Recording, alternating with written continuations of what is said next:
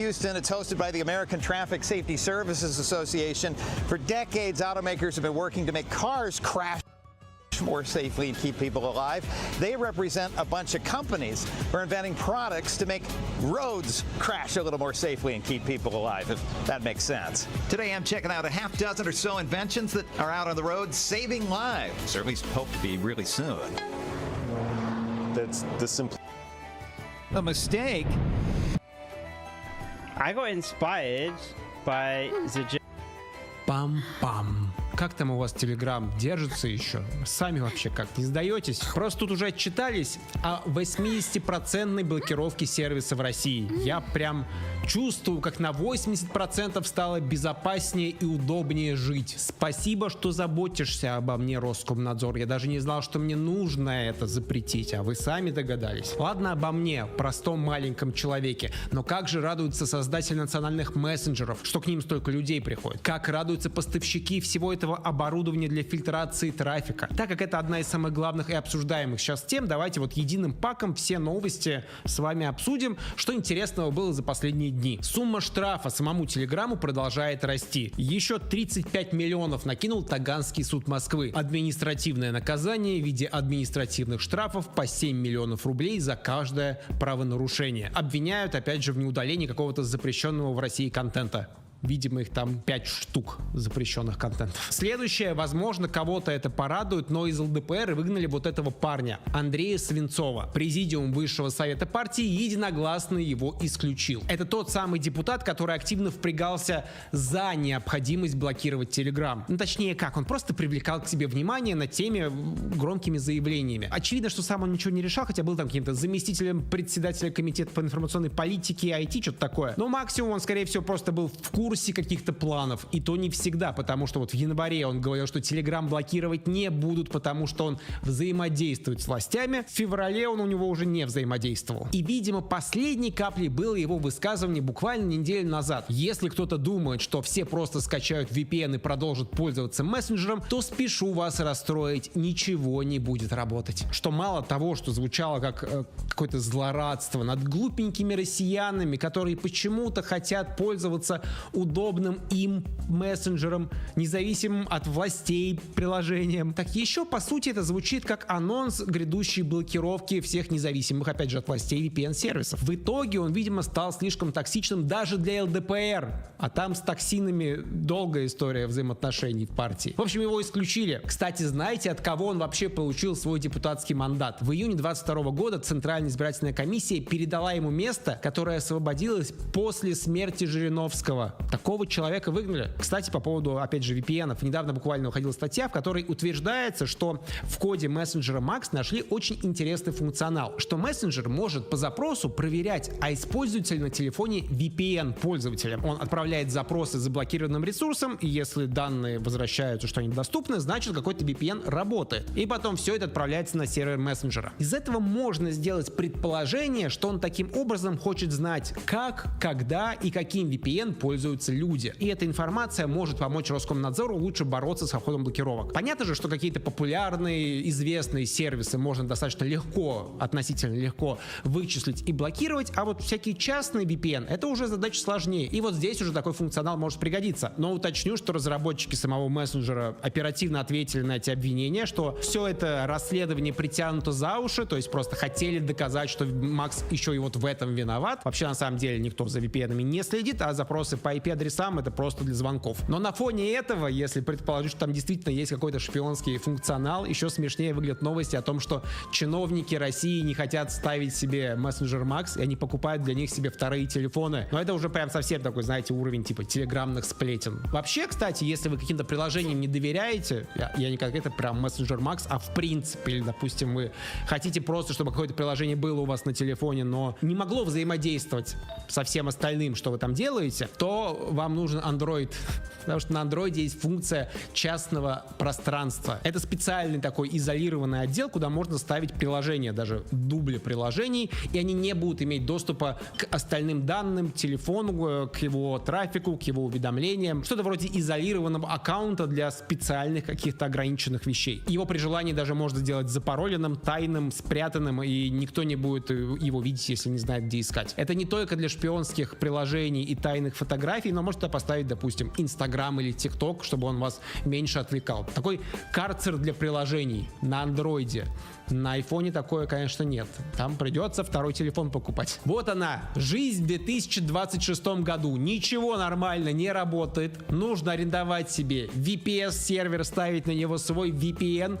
Приложения за тобой следят. И на все сверху еще и налог. Круто! Вы пока подписывайтесь на канал, а я тороплюсь с вами поздороваться. Не забыл в этот раз. Пам-пам. Привет, я Руслан Усачев, и сегодня мы поговорим о самых интересных новостях и событиях в России и мире за последнее время. Собственно, к ним. Пам-пам. НАТО совершает очень глупую ошибку. Догадайтесь, кто это сказал. Дональд Трамп. Ну вот почему-то не хотят его союзники по НАТО впрягаться в его авантюрную войну с Ираном. Его идея была в том, что другие страны отправят военные корабли для защиты судоходства в Ормузском проливе, который сейчас блокирует Иран. Кстати, нефть $110 стоит из-за всей этой ситуации. И как-то так никто не пришел на вечеринку. Франция сказала, что обязательно поможет, когда военные действия закончатся. Германия говорит, что это не их война. Остальные тоже либо изучают вопрос, либо призывают просто всем срочно мириться. И в ответ на это Трамп написал большой пост, который сводится к тому, что он совершенно точно не обиделся. Да и вообще то, что они отказались, они не могли отказаться, потому что Америке и не нужна была вообще никогда ничья помощь. Тем более, что все вооруженные силы и руководство Ирана США и Израиль уничтожили уже очень давно, и теперь с кем они теперь воюют, тогда непонятно. Если их всех уничтожили, как же они блокируют тогда пролив? Это интересный вопрос, хороший вопрос, который интересует даже самого Трампа. Он, например, считает, что это несправедливо. Так что это немного несправедливо. Вы победили в войне, но они не имеют права делать то, что делают. Как-то вот у них не получается договориться, что кто-то, оказывается, один уже победил в этой войне. Пам-пам. Но то, что Трамп воюет с Ираном и его внимание в том регионе, не означает, что другим странам стало легче от этого жить. Куба столкнулась со страшнейшим энергетическим кризисом. 16 марта там произошло общенациональное отключение электричества. Без света остался практически весь остров. Это 11 миллионов человек, включая школы, больницы, водяные насосы. Вырубилось все. Только это не какая-то уникальная авария века, это третий такой масштабный сбой за последние 4 месяца. То есть вся страна живет в режиме, что электричество может просто исчезнуть. На всякий случай, уточняю, там нет никакой войны, эпидемии, нашествия зомби. Нет, не то чтобы общество там резко разлюбило электричество, им все еще нравится, когда есть свет. Причина в блокаде поставок нефти из Венесуэлы, которую устроили Соединенные Штаты Америки. Президент Кубы признал, что страна уже 3 месяца не получала поставок свежей нефти. Да, они чуть-чуть добывают сами, этого не хватает, плюс там устаревшее оборудование, которое тоже доживает последние дни. Цель такой блокады очевидная. Трамп хочет сменить власть в стране. Ну или хотя бы сделать ее более лояльной Соединенным Штатам. Это долгое противостояние Кубы и США, она конфликтует там лет 60 уже, и, видимо, Трамп решил попробовать вот таким энергетическим голодом раскачать ситуацию в стране. Там действительно начались протесты, даже напали на офис коммунистической партии. Я могу освободить ее или захватить. Я думаю, я могу сделать в ней все, что захочу. Он прямо говорит о том, что Куба следующая цель его после Ирана, и для него будет честью взять Кубу. Ну, типа, предыдущие президенты не смогли решить вопрос, а он сделает. Как же свободно ведет себя этот мужчина, зная, что ему не надо будет переизбираться на 3-й срок. Просто я думаю, что если он после войны в Иране пойдет еще с кубинцами повоюет, ну мало шансов, что американцам не надоест вся эта история. Конечно, скорее всего, с Кубой все пойдет по более мягкому сценарию. Они уже заявили, что готовы к переговорам, согласны выпустить каких-то политзаключенных, пойти на уступки по правам человека, то есть как-то договариваться с Америкой. Но пока вот Трамп устроил им новый карибский кризис, в этот раз энергетический. Не завидую кубинцам, мало того, что страна бедная, она еще и оказывается постоянно вот в центре разборок других держав. Возможно, из-за этого она и бедная. Россия, кстати, отправила в Кубу танкер с нефтью, но это не будет мгновенная помощь. Во-первых, пока он еще дойдет из Приморска Приморска до Кубы, это где-то к концу месяца произойдет. Но это еще и сырая нефть, которую перерабатывать надо, тоже плюс там 20-30 дней. Пам-пам. В Ярославле суд обязал родителей семиклассника выплатить учительнице этого ребеночка 20 тысяч рублей компенсации морального вреда. Как догадываетесь, кто-то себя плохо вел на уроках. Школьник снял преподавательницу математики на видео, прогнал это через нейросеть и превратил ее в полуголого мужика. Потом скинул это в классный чат, и учительнице это предсказуемо не понравилось, она подала в суд. И ведь действительно, вот об этой угрозе искусственного интеллекта мы не подумали. Там, порабощение человечества, автономное оружие — это все мелочи. Вот когда подобная технология попадает в руки 12-летки, вот это настоящая угроза. Как-то я упустил из внимания, что нейросети очень хорошо превращают людей в полураздетых мужиков. Но в плане я бы тогда мог сэкономить на фотосете для 8 марта и не мучиться с костюмом. Вентура. Поиски домашних животных.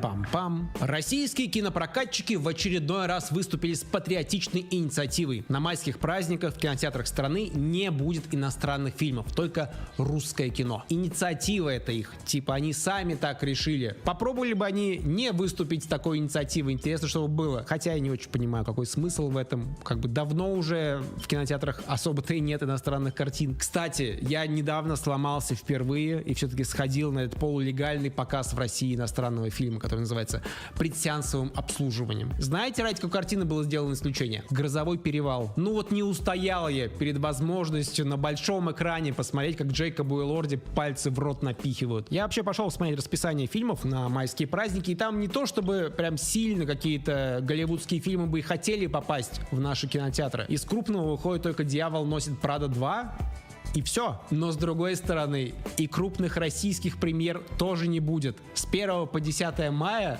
мы все с вами смотрим либо «Грузовички», либо «Ждун 2». Возможно, кинопрокатчики вообще хотели бы просто на 10 дней прикрыть кинотеатры и поехать на шашлыки. Пам-пам. Понятно, что сейчас россияне слишком сладко и беззаботно живут, а жизнь должна быть с препятствиями, с приключениями. Видимо, исходя из таких соображений, в Сибири начали массовое изъятие и уничтожение домашнего скота в частных хозяйствах. Региональные чиновники в Новосибирской, Омской, Пензенских областях и других регионах ввели карантин в десятках сел. Власти заявляют, что фиксируют вспышки пастереллеза и бешенства. Из-за этого вводят режим чрезвычайной ситуации и начинают массово изымать и уничтожать скот в очагах заражения. Счет идет на 1000 убитых животных. В нескольких районах действует карантин с ограничениями на продажу мяса и молока. Пастереллез — это бактериальная инфекция, которая в первую очередь заражает животных, но она опасна и для человека. Вызывающая болезнь бактерия передается достаточно легко. Через контакт, через воду, корм, через раны, естественно. Причем проявляться у животных эта болезнь может по-разному. От почти незаметного течения до тяжелых форм с поражением легких и внутренних органов. Для человека она тоже потенциально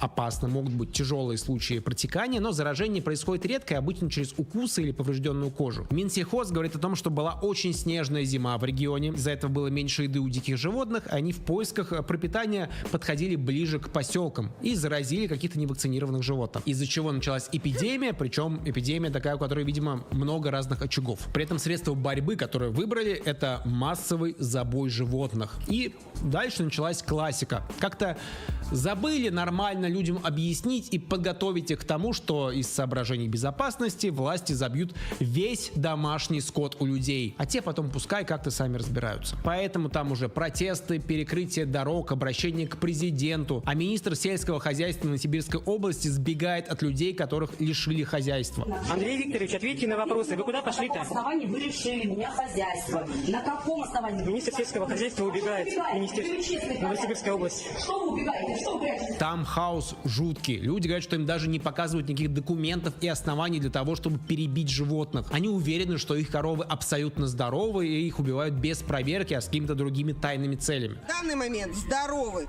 У наших коров не брали на анализ ни кровь, ни молоко.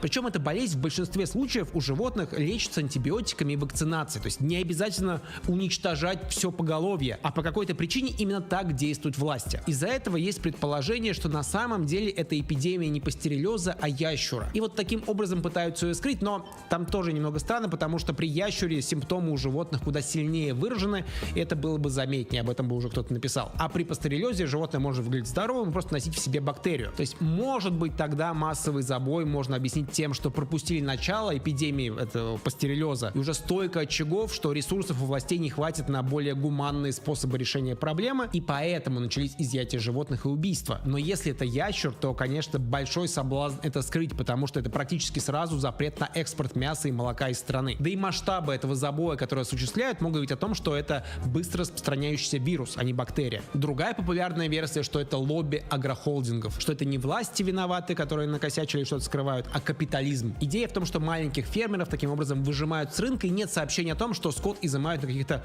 крупных фермах. Все пострадавшие — это частники. Там уже активно отменяют Мираторг, что он начал вот такую войну с конкурентами. На что компания ответила, что у них в принципе нет комплексов в Сибири. Все находится в центральной России, Калининграде, поэтому им нет смысла вот такое устраивать в Новосибирске. Хотя что им помешает потом расшириться на новые территории, если появится такая хорошая возможность. Короче, подозреваемых несколько. Что, собственно, ожидаемо. Когда власти не дают нормальной информации, начинают зарождаться разные теории, но официально все верим, это пастереллез. О том, как дальше быть людям, тоже как-то не сильно подумали. Когда уже поднялась волна протестов, стали говорить о компенсациях. 170 рублей за килограмм животного. Типа потом можно будет новых купить на эти деньги. Только новый скот надо будет, во-первых, вырастить, а во-вторых, сложно будет купить новых коров, когда прямо сейчас их истребляют. Есть подозрение, что цены подскочат. В разных регионах вводят разные меры поддержки, но это базово малая компенсация нанесенного ущерба. То есть понятно, что есть более мрачная альтернатива, что ситуация выйдет из-под контроля. Это огромная эпидемия, которая в итоге нанесла бы куда больше ущерба в большем масштабе, вплоть там даже среди людей. Но это, конечно, слабое утешение для тех, чье хозяйство пострадало сейчас. Пам-пам. Сейчас будет парная новость про бывшую пару. Давно мы не проверяли, как дела у разошедшихся создателей Wildberries, Татьяны Ким и Владислава Бакальчука. А у мужчины вообще-то руки не опустились. Хотя и ушел он с пустыми руками. С другой стороны, что им пускаться, если они пустые? Как бы сложнее поднятыми держать руки, в которых что-то есть, им тяжело. Короче, я запутался в идиомах, неважно. Короче, у него появилась новая работа. Владислав Бакальчук возглавил Nvidia, стал ее новым генеральным директором. Бывший CEO ушел на уровень совета директоров, теперь отвечает за стратегию, а Бакальчук получит полный контроль за операционной деятельностью. Собственно, будет делать то, что умеет лучше всего, превращать Nvidia в очередной российский маркетплейс. То есть фокус на онлайн-продажах, обновление IT-инфраструктуры и логистики. Соответственно, компания начинает активно выходить за пределы электроники, добавляет спорт, мебель, даже автомобили продают теперь. На самом деле, они давно двигались в эту сторону, а не так, что пришел и чисто Бакальчук это придумал. Просто с этим назначением полностью приняли судьбу и новый курс развития компании. Закроют ли они из-за этого, наконец-то, все свои пустующие магазины с холодильниками? Это один из вопросов, на который пока нет ответа. Другой вопрос, на который пока нет ответа,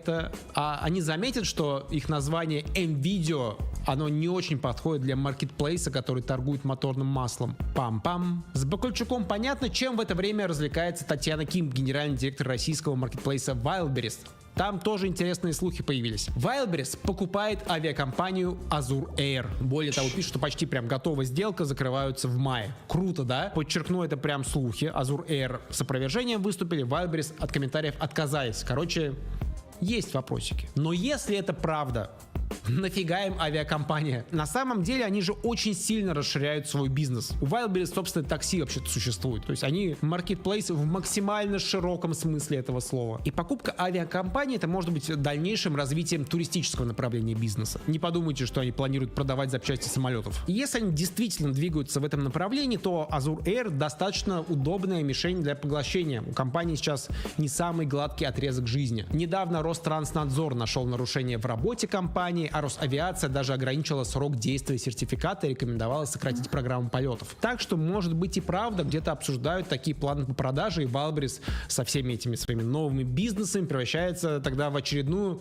российскую мегакорпорацию, которая занимается сразу всем, чем возможно. Как в Японии есть конгломераты их семейные, Toyota, Toshiba, Sony. Вот у нас есть конгломераты дома. Сбер, Wildberries. И, кстати, пока мы вкладочку новостей про маркетплейсы не закрыли, напомню, что на Wildberries и Озоне вас ждут вкусные и красивые наборы чая «Пора заварить». Пока я себе за кадром наливаю еще кружечку, вы на это посмотрите. С заказом вы получите не только 4 разных вкуса чая, пропитанного соком маракуйи, ананаса или имбиря, но еще и секси френч-пресс. К новостям. Пам-пам. В ужасном, мерзком, ненавидимом нами всеми прогнившем америкосовском Лос-Анджелесе прошла совершенно никому не нужная премия «Оскар». Давайте максимально детально ее разберем. Награду за фильм года забрала картина Пола Томаса Андерсона «Битва за битвой». У нее еще 5 других статуэток. Но Ди Каприо остался без награды за лучшую мужскую роль. Зато получил новый мем в свою коллекцию. На это его спровоцировал ведущий премии Конан О'Брайен. That feeling when you didn't agree to this.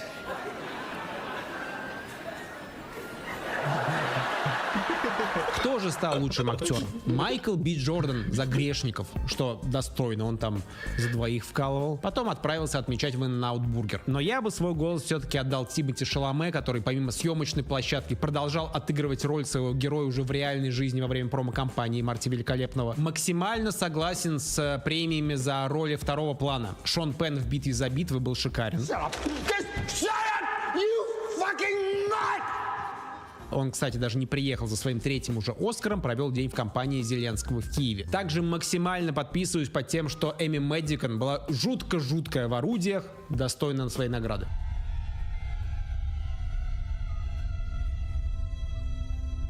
Я у себя в Телеграме уже рассказывал о том, что лично для меня это был рекордный Оскар, потому что я впервые посмотрел 7 из 10 фильмов, номинированных в главной категории. Обычно это сильно меньше у меня выходит. Я в очередной раз убедился, что туда попадают, конечно, странненькие фильмы иногда, скажем так, очень на любителя, специфического любителя. То есть я понимаю, почему американцам могли зайти «Грешники». 4 статуэтки унесли они в итоге, но это как бы не для меня кино. Там режиссер «Черной пантеры», это о том же самом фильме. Или «Франкенштейн». Он очень красивый, но также очень скучный. А вот «Формула-1», она мне внезапно зашла. Я ее пропустил, когда в кинотеатрах крутили, и был весь хайп. Вот сейчас посмотрел. Это фильм чисто для белых цисгендерных миллениалов. Там дорогие тачки, все чистенькое, минималистичное, под идеям саундтрек и Брэд Питт со своим идеально подтянутым лицом. На мой вкус, фильм года из этих 10 номинантов — это «Марти Великолепный». Фильм, где нет ни одного положительного персонажа, где все постоянно ошибаются, оступаются, из-за этого интересно смотреть и обсуждать потом. Плюс отличная промо-компания, когда философия персонажа вылилась в реальный мир. Это такой был интересный перформанс. Плюс еще на каком-то личном уровне фильм резонирует с тем, что я переживал в своей жизни. Я, конечно же, про мою тайную одержимость пинг-понгом. И вот абсолютно в стиле самого персонажа Марти фильм, имея 8 номинаций, все шансы, получил ровно 0 Оскаров. Опять же, если бы там эти киноакадемики американские не фентанилом своим ставились, а меня слушали, то Марти Великолепный забрал бы еще премию за лучшую мужскую роль и лучший оригинальный сценарий. 3 статуэток бы им хватило, да. Что еще примечательного было? В 7-й раз в истории всей премии случилась ничья. И Оскар получает... У нас ничья. Я не шучу. Это действительно ничья. Так что все, успокойтесь. Сразу 2 победителя в категории «Лучший игровой короткометражный фильм». Жюри одинаково зашли певцы, и 2 человека обмениваются слюной. Российский аниматор Константин Брандит, к сожалению, не получил певцы, и 2 человека обмениваются слюной. Российский аниматор Константин Брандит, к сожалению, не получил Оскара за короткометражную анимацию «Три сестры». Это уже 3-я его номинация, кстати. Но ничего. Говорят, Бог четверицу любит. Зато статуэтку за лучший документальный фильм получила картина «Господин Никто против Путина». Я, к своему стыду, пропустил эту документалку до момента того, как она выиграла Оскар. Просто, как можно догадаться из названия, ее не то чтобы сильно рекламировали в России. Я вот планирую с этим видео закончить и посмотреть ее. Концепт в том, что парень работал в школе в Челябинской области, снимал разные утренники, линейки и прочие детские мероприятия, и с начала войны собрал хронику того, как за пару лет менялось содержание этих мероприятий. Такой слепок изменений подхода к воспитанию детей в государстве. Кстати, уже выдвинули обвинение, что Оскар получил фильм, который без разрешения использует образы детей. Тут я, кстати, соглашусь, детей использовать плохо. На всякий случай, я повторюсь, документалку еще не видел, рекомендовать не могу, но концепт звучит сильно. То есть это, если что, не была рубрика «Усачев рекомендует». Пам-пам. Не она. Это была более редкая рубрика Усачев сам пока не смотрел, но звучит интересно, может стоит глянуть, потом напишу в Телеграме отзыв, если его совсем не заблокируют. Пам-пам-пам-пам-пам-пам-пам-пам-пам-пам-пам-пам-пам-пам-пам. Если понравится фильм, напишу отзыв в Телеграме, если окажется говно в Максе. Хотя я могу и 2 отзыва сразу написать, что мне сложно, что ли. Такой вот Оскар получился. Расскажите в комментариях, совпали ли ваши впечатления от фильмов, которые вы смотрели, с оценкой голливудских киноакадемиков. Либо, что, наверное, даже интереснее будет, какой из фильмов, не попавший в список номинантов, на ваш взгляд, является лучшим фильмом прошедшего года. Пам-пам. Оскар. Все. Закрываем, получается, главу с фильмами 25 года. Можно начинать ждать новинки этого года. Видимо, поэтому нам отпустили сразу пару мощных трейлеров. Во-первых, Дэнни Вильнёв все-таки показал нам кусочек 3-й части своего научно-фантастического эпика «Дюна».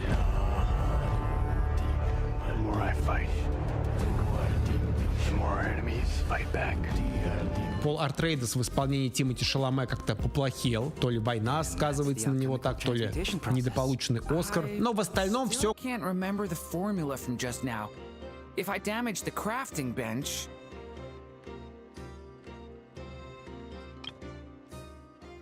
And that's the alchemical transmutation process. What do you think? Would you like to try it yourself? I still can't remember the formula from just now. If I damage the crafting bench... For small-scale work like this, failure will only result in the loss of materials. Besides, losing materials is an unavoidable part of learning alchemy. Yes, after all, alchemy counts as common sense in this world. Durin happens to be interested in this too. Although the environment here is somewhat rudimentary, it's good enough to teach some basic formulas. I wrote down all the formulas Albedo taught me. There are so many numbers and symbols, it feels like I'm trudging through mud. When it comes to learning, how fast you go isn't what matters. What matters most is laying a solid foundation every step of the way. It looks like we've used up most of our materials. For now, let's head back and retrieve some more.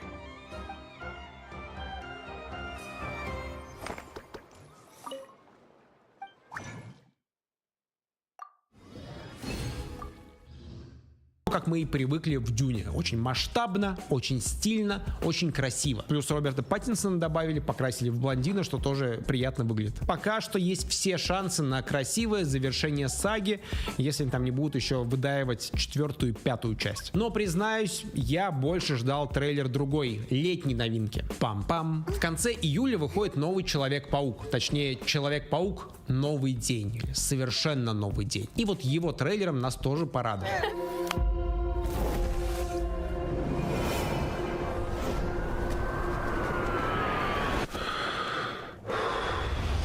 4-я часть с Томом Холландом, он уже ветеран паучьего костюма, но в этот раз начинает практически с чистого листа, с нового дня. Ну, потому что в 3-й части он не только тусовался с предыдущими кинопауками, но еще и стер всему миру память о том, что был Питер Паркер. Собственно, трейлеры показывают, чем он занят в этой новой жизни. Он сталкерит свою бывшую. Sometimes Spider-Man has to do the hard thing, even if it breaks Peter Parker's heart. Nice flowers. Мужик, учись отпускать. Плюс к этому пачка новых и старых героев и злодеев. Там Каратель по лицу получил, Скорпион. Вот эта машина тоже что-то плохое сделала. Но самое пугающее, что у Паука началась какая-то неудержимая лактация. Он мутирует и теперь выпускает паутину сам.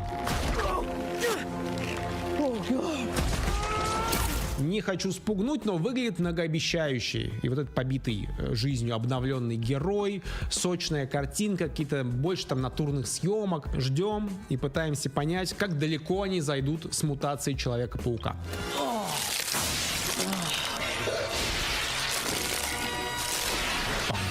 Компания Nvidia презентовала свою новую технологию DLSS 5, которая расколола ранимое геймерское сообщество. Расколола в соотношении типа 99% и 1. Смотрите, даже если вам плевать на видеоигры, эта история вам понравится, потому что она одновременно по сути, прорывную технологию и про то, как общество вообще ее не хочет. Если упростить, то суть новой технологии в том, что она делает игры уродливыми. Да, странно, но это так. Вообще DLSS расшифровывается вот так. Deep Learning, что-то там, но это нейросети, понятно. До 5-й версии смысл технологии был в том, что с помощью искусственного интеллекта повышается число кадров в секунду, которое выдает игра. То есть берется 2 соседних кадра, они обсчитываются, а потом ИИ дорисовывает промежуточный кадр. И получается вместо 2 кадров 3. Они в итоге дошли до того, что на один настоящий кадр, реальный, генерировалось нейросетью 5 других. Но 5-я версия DLSS, вот эта новая, пошла сильно дальше, немного в другом направлении. И теперь не только рисует новые кадры, он целиком перерисовывает картинку. По сути, предлагают накладывать нейрофильтр на вашу игру. Да, это выглядит странно. Это не только эффект зловещей долины, тут эффект какого-то говна. Как можно догадаться, людям не зашло. И они поспешили объяснить это в комментариях под презентацией. Никому почему-то не понравилось, что какой-то искусственный интеллект лезет менять художественные решения в любимых играх. Даже если это касается игры вроде Starfield, которая изначально разработана со странными художественными решениями. Оно реалистичнее, да, но оно плохо, не понимаю. Но выслушайте меня перед тем, как закидаете камнями. В этом что-то есть. Все. Это весь мой аргумент, если что. То есть демонстрация действительно очень стрёмная. То, что их ИИ делает с лицами персонажей, это какое-то лишение индивидуальности и стерилизация. К тому же для работы этой технологии нужна отдельная мощная видеокарта. По сути, это как прогнать скриншот через нейронку, только работает в реальном времени. То есть технически это действительно крутое достижение. Но они не смогли его нормально продемонстрировать. Я не знаю, может быть, им стоило там подольше повозиться вместе с самими разработчиками этих видеоигр, чтобы те более тонко и точно контролировали, как именно в ИИ-обработке будут выглядеть их персонажи. То есть они прям сильно отличаются сейчас. Если это воспринимать как еще один инструмент, то это очень круто. Только удачные примеры использования этого инструмента надо самим сейчас придумывать. Показали они неудачные. Но представьте потенциал в будущем. Вы просто запускаете игру, наслаждаетесь ею в оригинале. А когда вам вдруг наскучит, вы просто пишете промпт для своего там DLSS 9, и вот вы уже в реальном времени вживую играете в GTA в России, потому что ИИ на ходу все перерисовал под ваши извращенные запросы.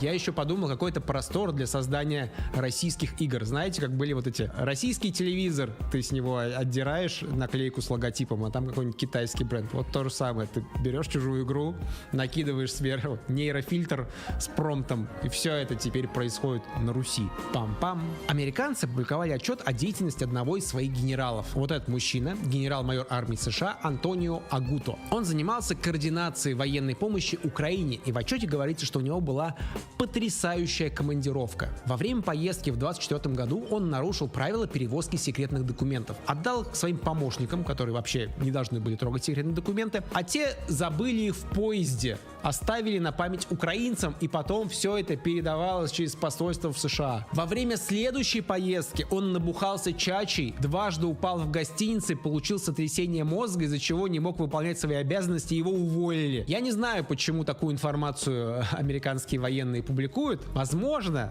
они просто решили, что нельзя скрывать, как умеет отрываться генерал-майор Антонио Агуто. Устроил настоящий мальчишник в Киеве. Пам-пам. Лариса Долина потребовала 176 миллионов рублей с тех людей, которые как раз и были осуждены за всю эту историю с квартирой, когда ее развели на продажу хаты в Хамовниках. В конце прошлого года, уже после вмешательства Верховного суда России, было решено, что пускай Долину и развели, она должна все-таки уступить квартиру новой хозяйке, потому что продала ее ей. И не важно, что цена была ниже рынка, и что деньги забрали мошенники, и что Долиной не нравится, что она, будучи такой крутой, почему-то попала в такую ситуацию. Я думал, что история закончилась, но нет.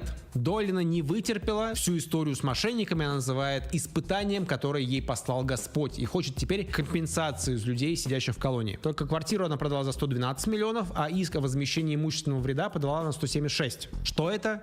Это 50% комиссия, которую послал Господь. Я не думаю, что у нее будут какие-то проблемы, чтобы выиграть этот суд, потому что, она права, ее развели мошенники. Проблема будет в том, чтобы все-таки вытрясти эти деньги потом с людей. Пам-пам. Паралимпийские игры для России закончились куда более результативно, чем Олимпиада. 3-е место в общем зачете. 8 золотых медалей, 1 серебро и 3 бронзы. Поздравляю всех победителей и участников. Причем спортсменов российских было даже меньше, чем заработанных медалей. Изначально подавали список из 16 атлетов, но согласовали только 6 человек. Интересный небольшой факт про количество медалей и количество спортсменов, но, видимо, из-за него мы теперь получаем какие-то огромные раздутые публикации, вроде этой статьи в издании «Ведомости». Публикация состоит из того, что я бы назвал патриотической статистикой. То есть они высчитывают рекордную эффективность наших спортсменов на Паралимпиаде. Типа всего 6 человек привезли 12 медалей. А вообще-то это была самая малочисленная делегация от России в истории. А еще посмотрите, как много было участников от других стран. Только таким образом они смогли обойти Россию в медальном зачете. А если исторически смотреть, то число видов спорта не растет на Паралимпиаде, а число атлетов от года к году только увеличивается. Значит, еще сложнее было выигрывать. А если сложить все медали, которые Россия зарабатывала на Паралимпийских играх с 1994 года, то вот тогда страна будет на первом месте. Смотрите, я, конечно, понимаю, что тут, может быть, есть желание подчеркнуть достижения таким образом. Было мало атлетов, но вот много медалей привезли. Но нет ли ощущения, что когда все это сводится к какой-то табличке в Excel, как-то немного пропадает человечность из этого вопроса? Это Анастасия Багиян. Она получила сразу 3 золотые медали. В спринте и на дистанциях 10 и 20 километров в категории незрячих спортсменов. Это круто. Но в подобных статьях почему-то фокус смещается с самих людей на КПД отправленных атлетов. 2 медали на человека, КПД 2. В какой момент это стало метрикой? Почему вообще мы хотели отправить только 16 человек? В Сочи Россию представляли 69 человек. 80 медалей они тогда заработали. Это получается, что КПД был 0,86. Из-за этого меньше позвали, да? Просто если мы вот это ценим и вот таким образом будем измерять результаты в спорте, то нужно отправлять только тех, кто гарантированно принесет медали. Отправили бы одну Анастасию, КПД был бы 3, это чистое золото. Так-то вообще-то 2 из 6 отправленных в Милан вообще без медалей вернулись. Чё они нам статистику портят? Ладно, я, конечно, перегибаю уже специально свой уровень докапывания, но просто перед отправкой на Паралимпиаду больше всего говорили о том, что спортсмены смогут выступать с флагом страны, будет звучать гимн. Теперь говорят о их рекордной эффективности исторической. И вот как-то в этом пафосе окружающем растворяются, собственно, спортивные достижения людей. Кстати, еще раз их всех поздравляю. Пам-пам. Вот что вы вообще знаете о подработках и прибыльных халтурках? Помните, я рассказал о том, как американцы кошмарили TikTok. Типа это китайское шпионское приложение, поэтому оно будет либо заблокировано в стране, либо разделен на TikTok американский и TikTok. Уверен, есть какое-то слово, которое описывает такое поведение по отношению к бизнесу. В итоге в прошлом году Трамп подписал указ, по которому контроль над ТикТоком в США перешел к консорциуму американских. В этом году Трамп есть какое-то слово, которое описывает такое поведение по отношению к бизнесу. В итоге в прошлом году Трамп подписал указ, по которому контроль над ТикТоком в США перешел к консорциуму американских инвесторов во главе с компанией Oracle. А китайский ByteDance, который создал TikTok, сохранил долю в районе 20%. При этом контроль над бизнесом в США остался именно у американцев. И вот сейчас всплыла очень интересная деталь. По данным Wall Street Journal, администрация Трампа должна получить от инвесторов, которые участвовали в соглашении, комиссию за посредничество. Знаете сколько? Надеюсь, что еще не знаете, потому что неинтересно вам тогда будет эту новость слушать до конца. Комиссия за посредничество 10 миллиардов долларов. Это охреневшие деньги. Вице-президент США Джей Ди Венс до этого оценивал сам консорциум, который теперь управляет этим осколком ТикТока, всего в 14 миллиардов долларов. То есть государство сначала заставило компанию изменить структуру владения, а затем получила огромную комиссию за помощь в переговорах, которая сравнима по размеру со стоимостью всего этого бизнеса. Это как риэлтор, только хуже. Это риэлтор, который вас еще из предыдущей квартиры выгнал. Как вам такое ведение бизнеса у Трампа? Кстати, это тот человек, который сейчас очень хочет помочь нам остановить войну России и Украины.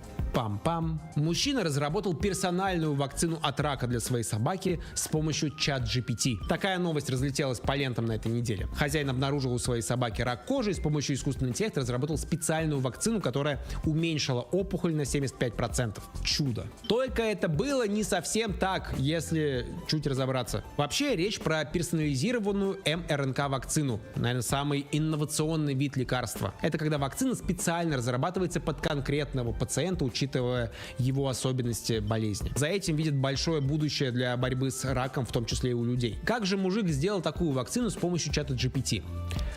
Никак. На самом деле, когда химиотерапия, хирургии не помогли собаке, он просто спросил у чат-бота, а какие вообще еще бывают технологии лечения. И тот рассказал, что в теории можно пойти вот по такому пути иммунотерапии. А дальше уже он заплатил деньги, и реальные ученые Института РНК Университета Нового Южного Уэльса все сделали. Они, конечно, тоже используют в работе искусственный интеллект, но другого порядка совершенно. Так что, к сожалению, чат GPT рак пока не лечит, но, надеюсь, в следующей версии это добавят. Пам-пам. Но это еще не все новости про чудеса медицины. В Китае одобрили первое в мире инвазивное BCI-устройство для коммерческого медицинского применения. Вам, возможно, интересно, что такое BCI-устройство? Это нейроинтерфейс, технология прямого взаимодействия между мозгом человека и компьютером.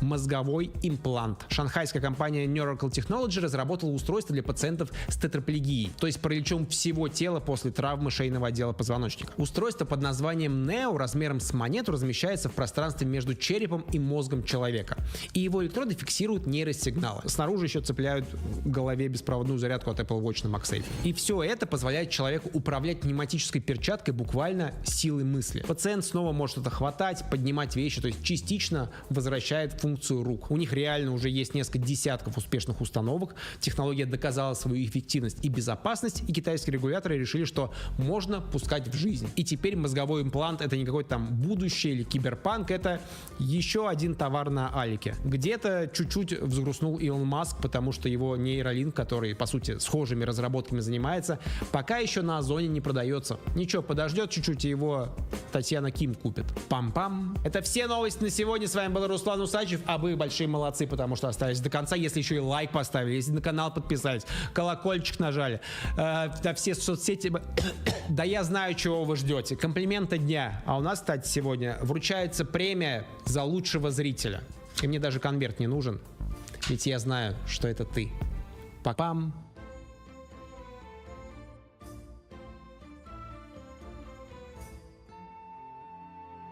So this is Hexagonal Tic-Tac-Toe, a 2-player game. After the first move, each player gets to place 2 pieces per turn. Whoever gets 6 in a row wins. And that's the whole game. It doesn't sound like a very difficult game to master, but the strategies get surprisingly complex considering how simple the rules are. For example, this is the most common opening. But if you're playing O and you want to play a bit more aggressively, you can play this opening instead, which is a bit more risky but still a good opening. However, this is a terrible opening. Anyone who's played the game for a while will probably agree that X has the advantage here. And you might be wondering, if the objective of the game is to get 6 in a row, shouldn't you be placing your pieces in a row? No, it turns out that this is not a good opening at all, at least not in my experience. However, if you do the same thing but 5 hexagons to the right, now this is a good opening, albeit very aggressive. Now, if I'm being honest, openings don't really matter that much. That was just to give you an idea that this game goes deeper than it sounds. If you'd like to know why these rules are the way they are, go watch the last video. However, since then, I've spent way too much time playing the game, and I've realized that some of the strategies in that video are, I wouldn't say wrong, but definitely outdated. So I present to you the complete updated strategy guide for a game that no one plays. First, I want to go back to this opening because this is actually a pretty interesting scenario. It's X's turn to place down 2 pieces, and if I were playing X, I would make a triangle. This forces O to defend, because if they don't, they will lose. X creates a threat by setting up 4 X's in a row. Wait, hold on. What's a threat? A threat is defined as a move that forces the opponent to block, otherwise they'll lose. So this is a threat, because if the opponent doesn't block, X will win. Therefore, the opponent is forced to block the threat. This requires 2 O's to block, otherwise X will lose. So this is actually a double threat. O must block twice. Now it's X's turn again. They create another double threat, requiring 2 O's to block, so it's X's turn again. This cycle repeats for a while until X is able to make 2 double threats at once. This is a quadruple threat, requiring 4 O's to block, but O can only make 2 moves, so X wins the game. Any move that results in a triple threat or higher will end the game. So, to recap, in this situation with the triangle, O needs to defend. Otherwise, X will win after making a bunch of threats. So how can O prevent X from winning? Well, I mean O needs to defend, of course, but how? Is 1 O enough to prevent X from winning, or do you need 2 O's, and if you do, where do you place them? Like this, like this, like this, or like this. I'll give you a hint. Out of these 4 scenarios, X wins in 3 of them. It might come as a surprise, but even though X is only up 1 piece, it's enough to win. You need to be very careful about how you position your defenses in this game. It could mean the difference between losing and not losing. So what is the difference between this scenario and this scenario? Preemptives. A preemptive is when you're about to have a threat, so 2 in a row is considered a preemptive because X can turn it into a threat in just one move. And since threats are important, preemptives are also important. The only reason this triangle is such a threat, no pun intended, is because it contains 3 preemptives. And if you look at these 4 scenarios, this scenario blocks 2 preemptives, while the others only block 1 or 0. That's why only this scenario results in a successful defense. I should mention, not all preemptives are equal. 3 in a row is obviously stronger than 2 in a row. Preemptives whose pieces are grouped up are stronger than preemptives whose pieces are spread out. And finally, unblocked preemptives are stronger than partially blocked preemptives. If a preemptive is fully blocked, then it's no longer a preemptive because you can't turn it into a threat. Also, the same 3 rules apply to threats as well, kind of. This is Who exactly is Octavia? She's definitely the most mysterious of the Hegson Circle. Especially since she's not from Teyvat whatsoever. She's like Skirt, a complete outlander from another world. And from what this game suggests, she might have visited many different universes already. So I want to talk about Octavia, but potential hints that they might have been dropping about this character even back in like 1.1 and 1.0. Although subtle, it's been there all along. But before I get into the video, I just want to say I'm absolutely loving the engagement on my last video talking about Alice and her connection to the Shade of Space, Asmodee. That is why I always say to leave a comment and share your ideas, because you guys have had a lot of interesting takes. One in particular that stood out to me, and this didn't even cross my mind, we did just play through Lantern Right, with the whole plot point being Zebai, an angel from Celestia, having her selves split into three deadly selves, because of Istaroth using the power of time. And we already know Istaroth has a connection with Asmodee, especially since that quest where our siblings met through time and space in Natlin. And it totally makes sense they would drop this lore now to hint at something later. So the idea that Alice is one of these deadly selves is very interesting, and I'm glad you guys shared all your thoughts.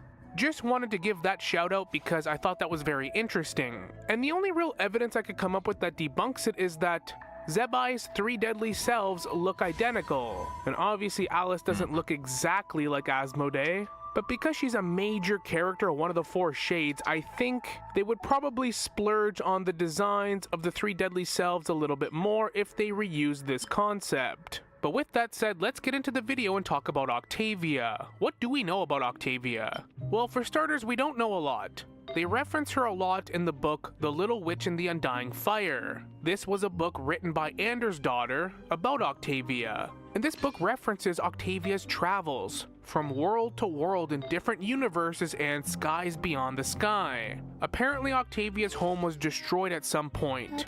Some kind of massive cataclysm or destruction took place on her home world, and she lacked the courage or power to fight back against it, and has now taken up a life of eternal wandering. Obviously Octavia is the creator of the Miliastra Wonderland, the new Pocket Realm game mode we can play in Genshin Impact. And after monitoring the Traveler, she specifically sought out Venti to gift this to us, so that we could control it from now on. She deemed us worthy. There is also a few cryptic lines in this book when Octavia speaks about the outside world. She states that the cosmos are going to die soon. Things peaked, but not long ago, and everything's about to go south very fast. Many stars across the cosmos have gone out. I do not know how much time is left. Then Anders' daughter has some pretty nice things to say about Octavia. She states that you often said that you weren't our equal, but I've always believed that you are the cutest, most powerful witch among us. You often said that you left little behind, but the stories you left to us hold countless worlds. Even if 100 years pass, or 1,000, even if the apocalypse that is certain to occur, even if all the witches die, the little light that emanates from these little worlds will not grow dim. That's right.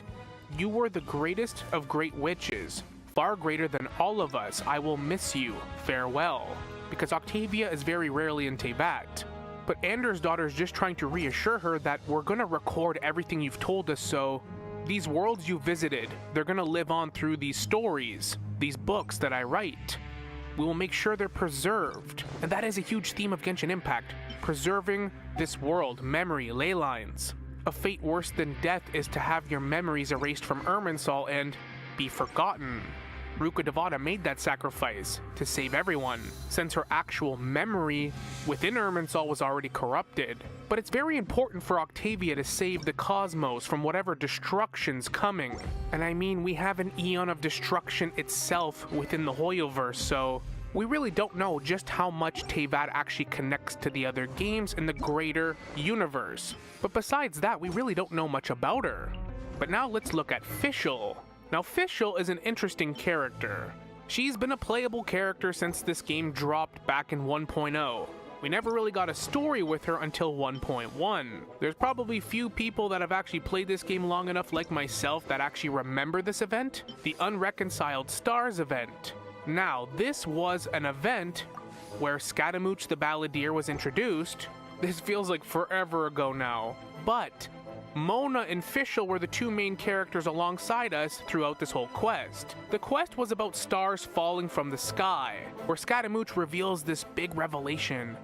The skies, the stars, it's all a hoax and a lie. This was huge back then. The false sky. This gave us theories for years. But the point was, stars fall from the sky because everyone's fates are connected through the constellations. So they were actually able to read these stars and gather memories from actual people. Like one in particular was an adventurer in Mondstadt named Leonard who climbed Palos Peak. Palos Peak was a huge mountain in Mondstadt that's now Musk Reef. It's under the ocean now. But this memory was contained within the sky. Back then, this was all crazy lore, like what's happening? But this is all connected to the bigger Hexen Circle plot points and the false sky narrative. And we know why Mona's here, because Mona is the best person to read these constellations. She's the student of Barbeloth, so it makes sense that she would be a part of this quest. But what about Fischl? At this point, we knew nothing about Fischl, but yet here she is in this quest. And then guess what? Fast forward to 2.8. We go to the Golden Apple Archipelago for the second time. Man, I miss that place. Make it a permanent place, please. Who created this place? As a summer event, Alice. For who? Klee, her daughter, Mona, her student, and guess who else is there again? Fischl. Now fast forward to 6.2. We meet Alice for the first time and Nicole, getting to know the Hexen Circle a lot more.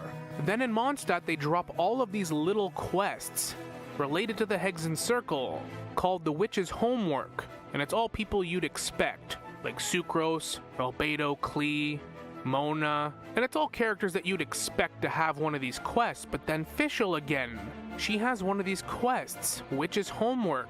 Anything remotely connected to the Hexen Circle, Fischl always seems to be a part of it. And in this same patch, we're introduced to this cutscene with Octavia, and the new Permanent Wonderland mode we can play. So now let's talk about Fischl. What do we know about her? Well, we know for starters, her real name is not Fischl. Her parents are both adventurers in Mondstadt, and Fischl goes by the name Amy. Amy usually spent her days alone because her parents were off exploring. So to pass the time, she read these stories, these fantasies, and she became obsessed with one in particular. Flowers for Princess Fischl. Should also be noted that the name Fischl is German, along with the Hexen Circle. They all usually have German names, just as a side note. But Amy became obsessed with this book, to the point where she started role-playing Fischl, the princess in the book. She speaks in a weird formal way, that's why they talk all crazy. What do they call her again? The Prinzessin der Vertelung? Yeah, not a chance I can talk like that.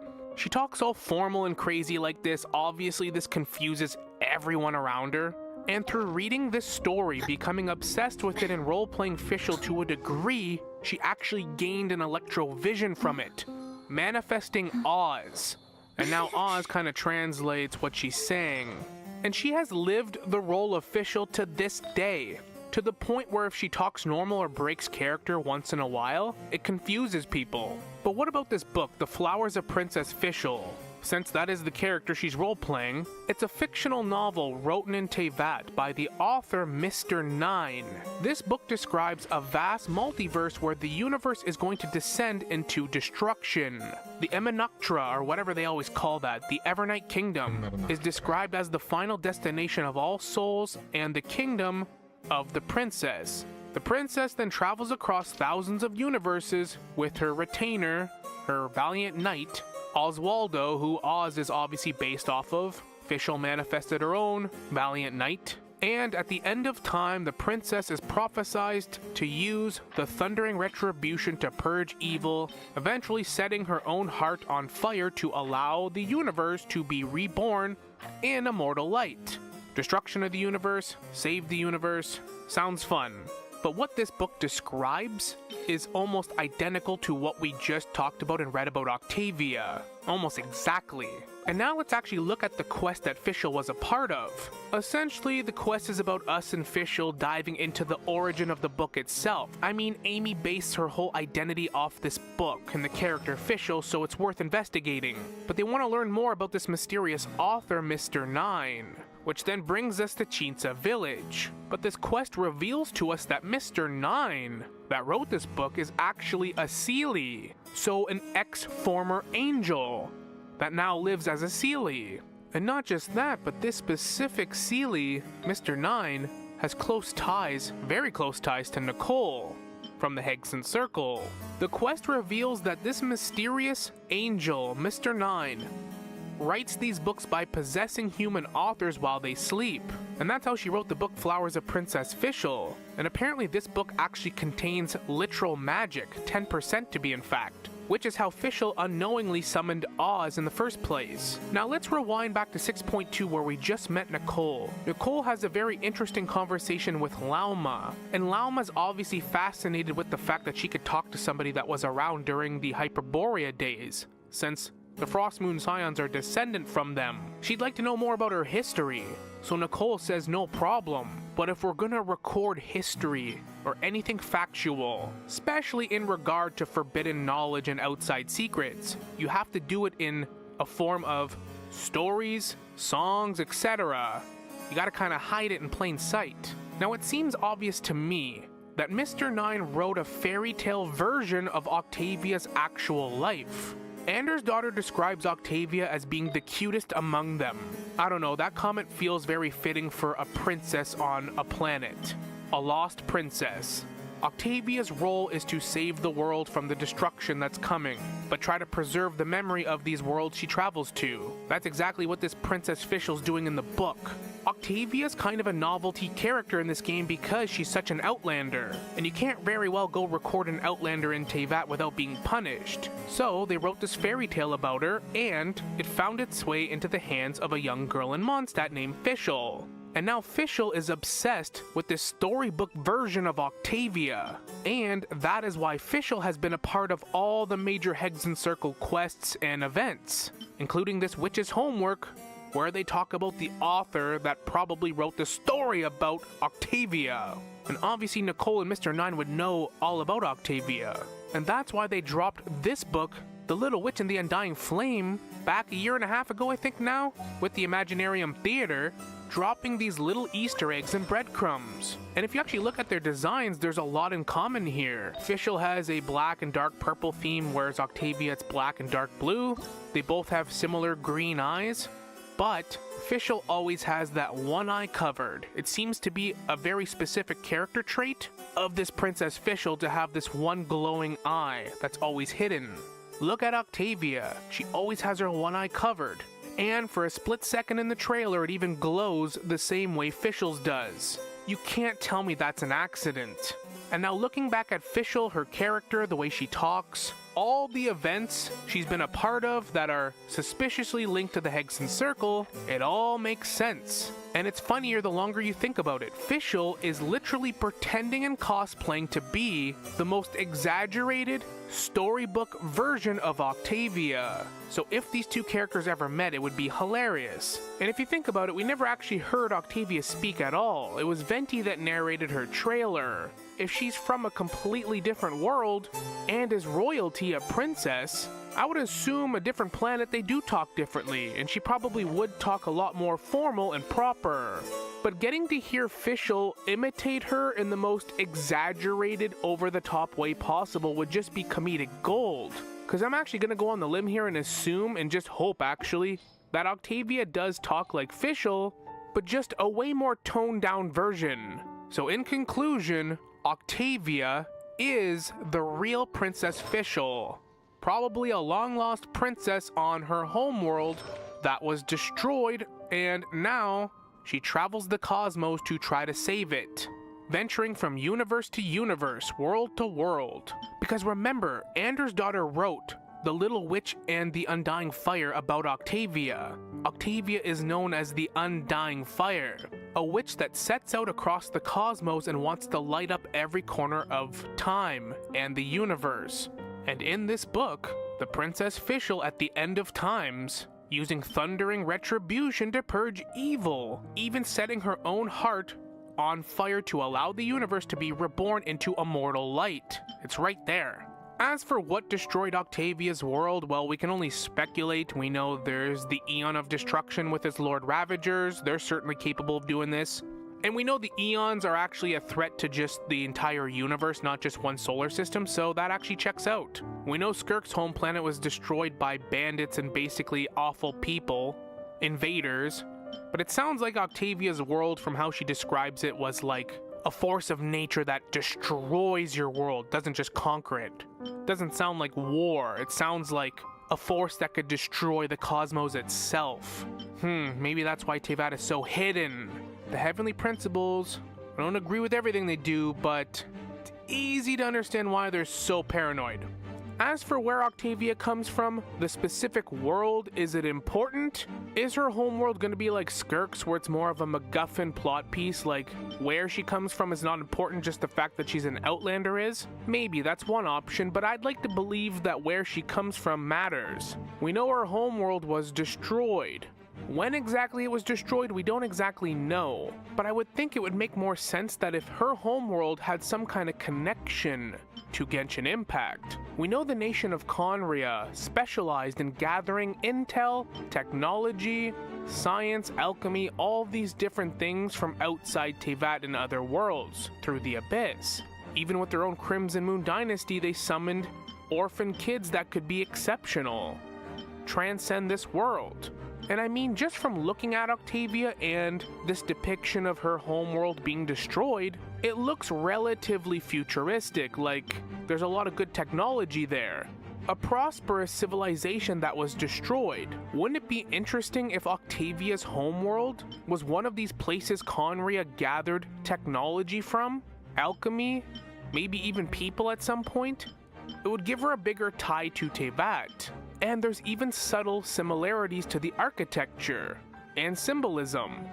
This symbol is on the doorway to Conria. That is just pure speculation, but I think it would be more interesting if she already had some kind of ties to Teyvat and its history. Plus, let's just be honest with ourselves here, architecture and symbolism aside, what is the entire point of the Miliastra Wonderland? This new game mode in Genshin Impact where you can specialize customable playable avatars and characters. What are these avatars? Because they don't necessarily coincide with the main story per se, but these avatars by nature are artificial beings, described in the game as dolls or patrol avatars, not a living being from Teyvat that are bound by Teyvat's fate, in the same way that living beings are there.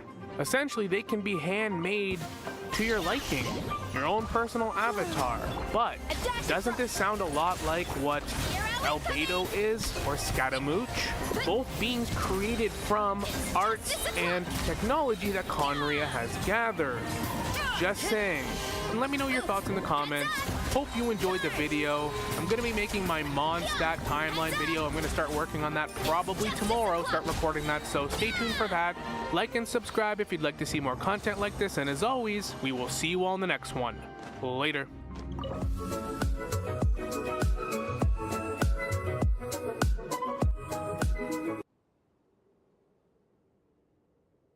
if there was a button that you could press and no one would ever know you pressed it, and it made me graduate, but your average went up by 2,000, would you do it? 2,000? Coco! Hey, wait, it's not. I spent the last 2 months building the ultimate secret door for my home office, solving dozens of mind-bending challenges and pushing my skills to their limits. But to test how secret this door really is, I've been hiding the entire project from my wife. This is the first time she's seeing it, and at the end of the video, we're gonna find out if she can solve the secret lock and open this door. This project started 2 months before the reveal with one of my favorite satisfying woodworking techniques. Right here, I'm using a power carving disc on an angle grinder to create a Здравствуйте, вы смотрите и слушаете «Медузу». Меня зовут Владислав Горин. Мою сегодняшнюю собеседницу Александра Прокопенко, научная сотрудница Берлинского центра Карнеги по изучению России и Евразии. Привет. Привет.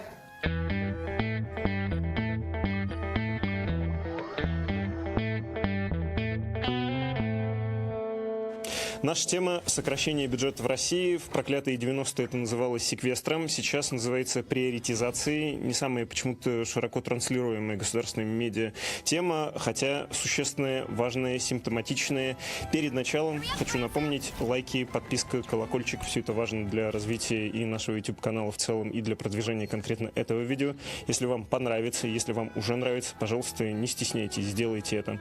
И если не знаете, что написать в комментариях, напишите: а где же Лучик и Норман, традиционные соавторы Александра Прокопенко и ее коты?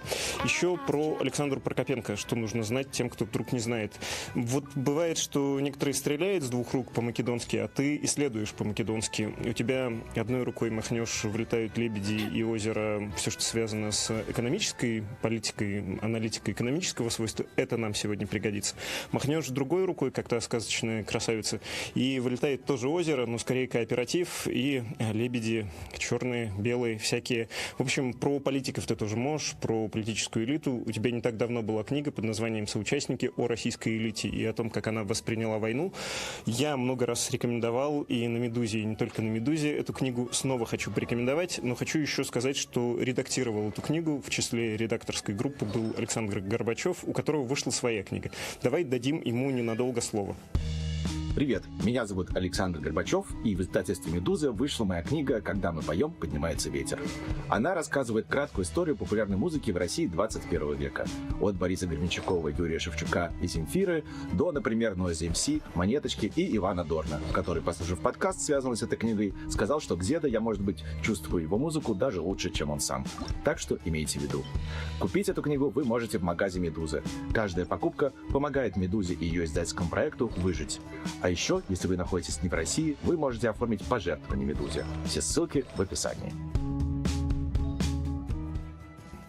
Хочу сказать, что Александр Горбачев, помимо того, что он блестящий редактор и очень хороший человек, действительно очень талантливый автор. Я читала его книгу, его биографию Егора Летова и узнала для себя много нового. И, конечно, с большим удовольствием его новую книжку жду, уже заказала. Супер. Долги выплачены, рекомендации розданы, бюджет или приоритизация, да? Ты тоже полагаешь, что этот процесс важнее многого из того, что сейчас происходит в России, и о нем крайне мало говорят? Честно говоря, я не смотрела, насколько много или мало о нем говорят российские медиа. Так или иначе, деловые медиа, то есть «Ведомости», РБК и «Коммерсант» о нем писали. Но я бы не сказала, что били во все колокола и говорили о том, что возможное сокращение бюджета, давайте все-таки будем называть вещи своими именами, пока ничего еще не сократили. Совершенно точно сократят, но пока в настоящий момент то, что я вижу, это очень похоже на любимый пример Минфина. Минфин таким образом начинает разговаривать с другими ведомствами. То есть буквально диалог этот выглядит таким образом. Ну, что доходы сокращаются, расходы сокращать какие-то мы не можем. Ну, давайте давайте на 10% все сократимся, кто что может. Дальше, по логике вещей, ведомства должны посмотреть свои бюджеты, посмотреть, на что у них уходят деньги, на что они тратят, и прийти в Минфин и сказать, ну вот мы вот здесь вот сократиться можем, вот здесь вот мы сократиться никак не можем, тут у нас поручение президента, тут у нас социальное обязательство, тут у нас еще что-то. Когда речь идет о сокращении неприоритетных расходов, мы, конечно же, должны понимать, что это не только не будут сокращать военные и социальные, вот. Но и есть еще такой достаточно большой набор обязательств, который берет на себя федеральный бюджет. Какие расходы могут пойти под нож и какие останутся? Значит, общий объем трат бюджета в 2026 году – это 44,1 триллион рублей.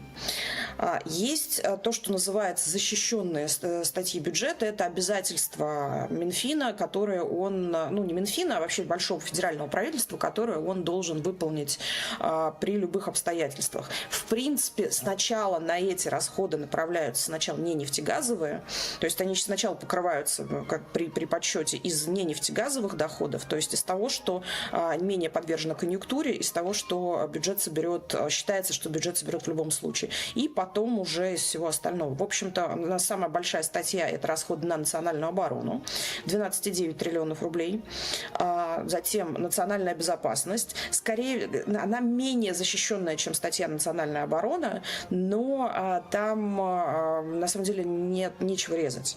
То есть там очень сильно, там очень много в этой статье того, что называется денежное довольствие органов внутренних дел, ФСБ, пенитенциарные системы и так далее. И там, в общем-то, нечего резать, зарплаты снижать никто не будет. Соответственно, социальная политика 7,1 триллион и расходы на обслуживание госдолга. Очень сильно растущая статья последние 2 года. В 2026 году планируется потратить на это дело почти 4 триллиона рублей, то есть в сумме 28 почти триллионов рублей, которые резать точно не будут. Это вот, безусловно, то, что останется нетронутым. Есть еще различные объемы обязательств бюджета, примерно на, наверное, там где-то 1,5 триллиона рублей, которые, по разным другим статьям, которые тоже остается нетронутым. Итого мы получаем, что сокращать расходы будут из 44 триллионов, сокращать расходы будут где-то у 14. То есть это уже примерно, и если мы говорим о 10%, если у Минфина все получится, то речь идет о примерно 1,5 триллиона. We're also here to tell you the word of the day. Ooh, today's word begins with the letter F. Oh, I love the letter F. The fundamental challenge of any normal automation game is to take simple items like stone bricks and use them to make more complex items like science. Well, today we're playing a Factorio mod that understood the assignment extremely literally. Verbose engineering makes every item in the game composable from and decomposable into the letters of their names. If that sounds incredibly cursed, I thought so too, so naturally I decided to play it. Now, I was going to leave biters on for this run, but then I noticed the mod page helpfully reminds you that melee exists. That sounds tedious, so whatever. Off they go. Okay, so how does this mod even work? Well, the obvious entry point is this slightly recolored furnace called a burner letter decompiler, which is made from wood, stone, and fish. Once we fuel it, we can feed it some raw resources, and it returns the letters of that resource's name in pretty colors. Iron ore becomes IRONORE. Raw fish becomes RAWFISH, etc. Then you reorganize those letters to make new resources. To craft a pipe, you combine PIPE.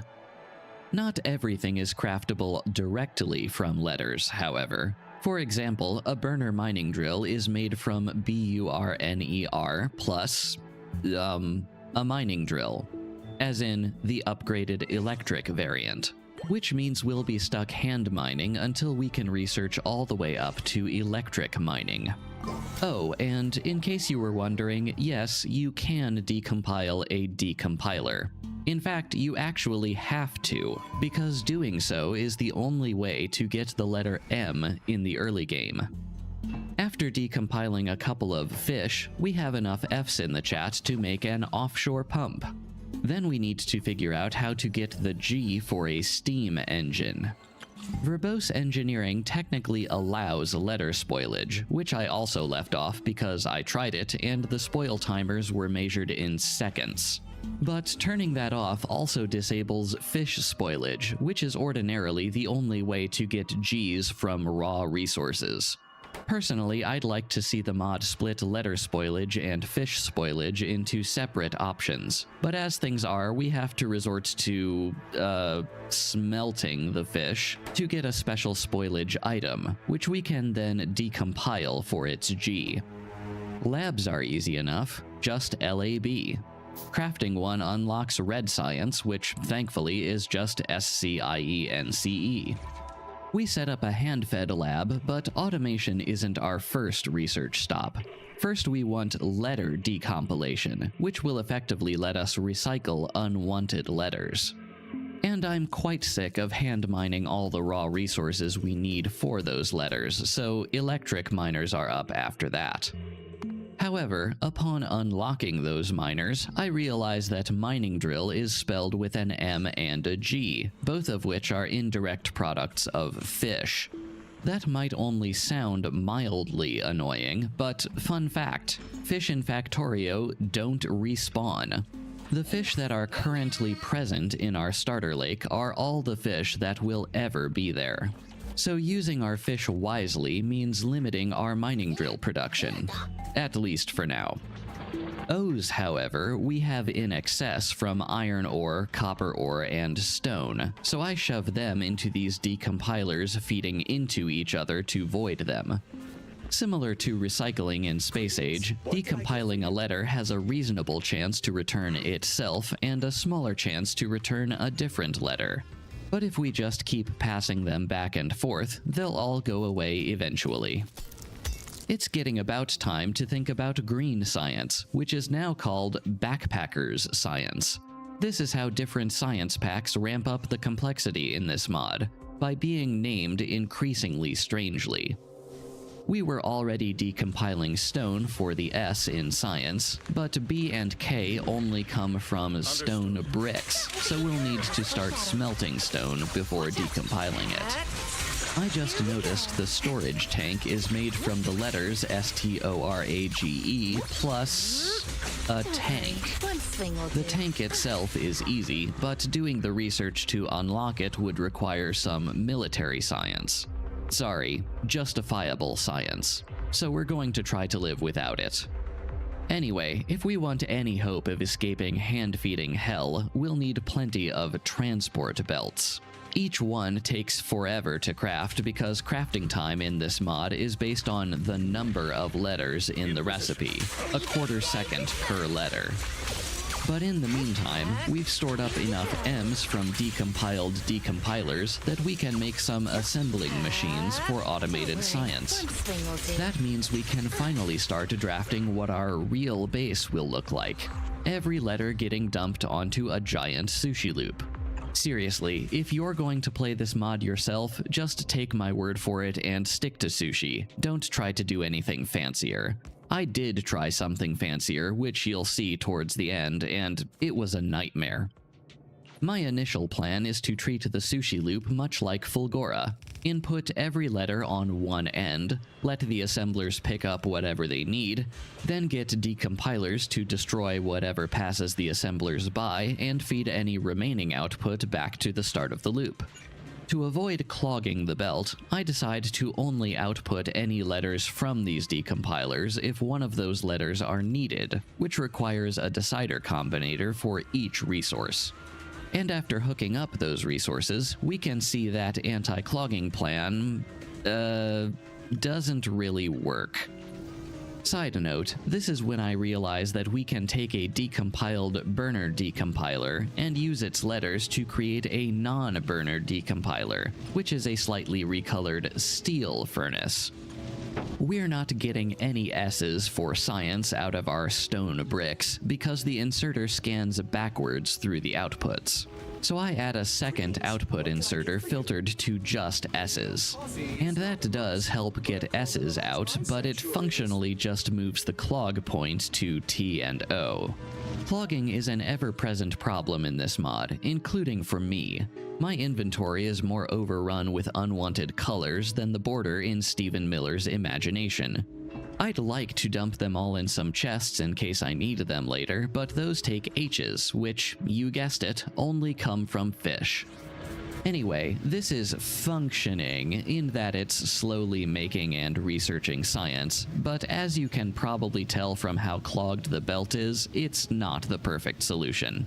So after limping our way up to the tool belt research so we can actually fit all this stuff back in our inventory, I decide to tear it down and try again.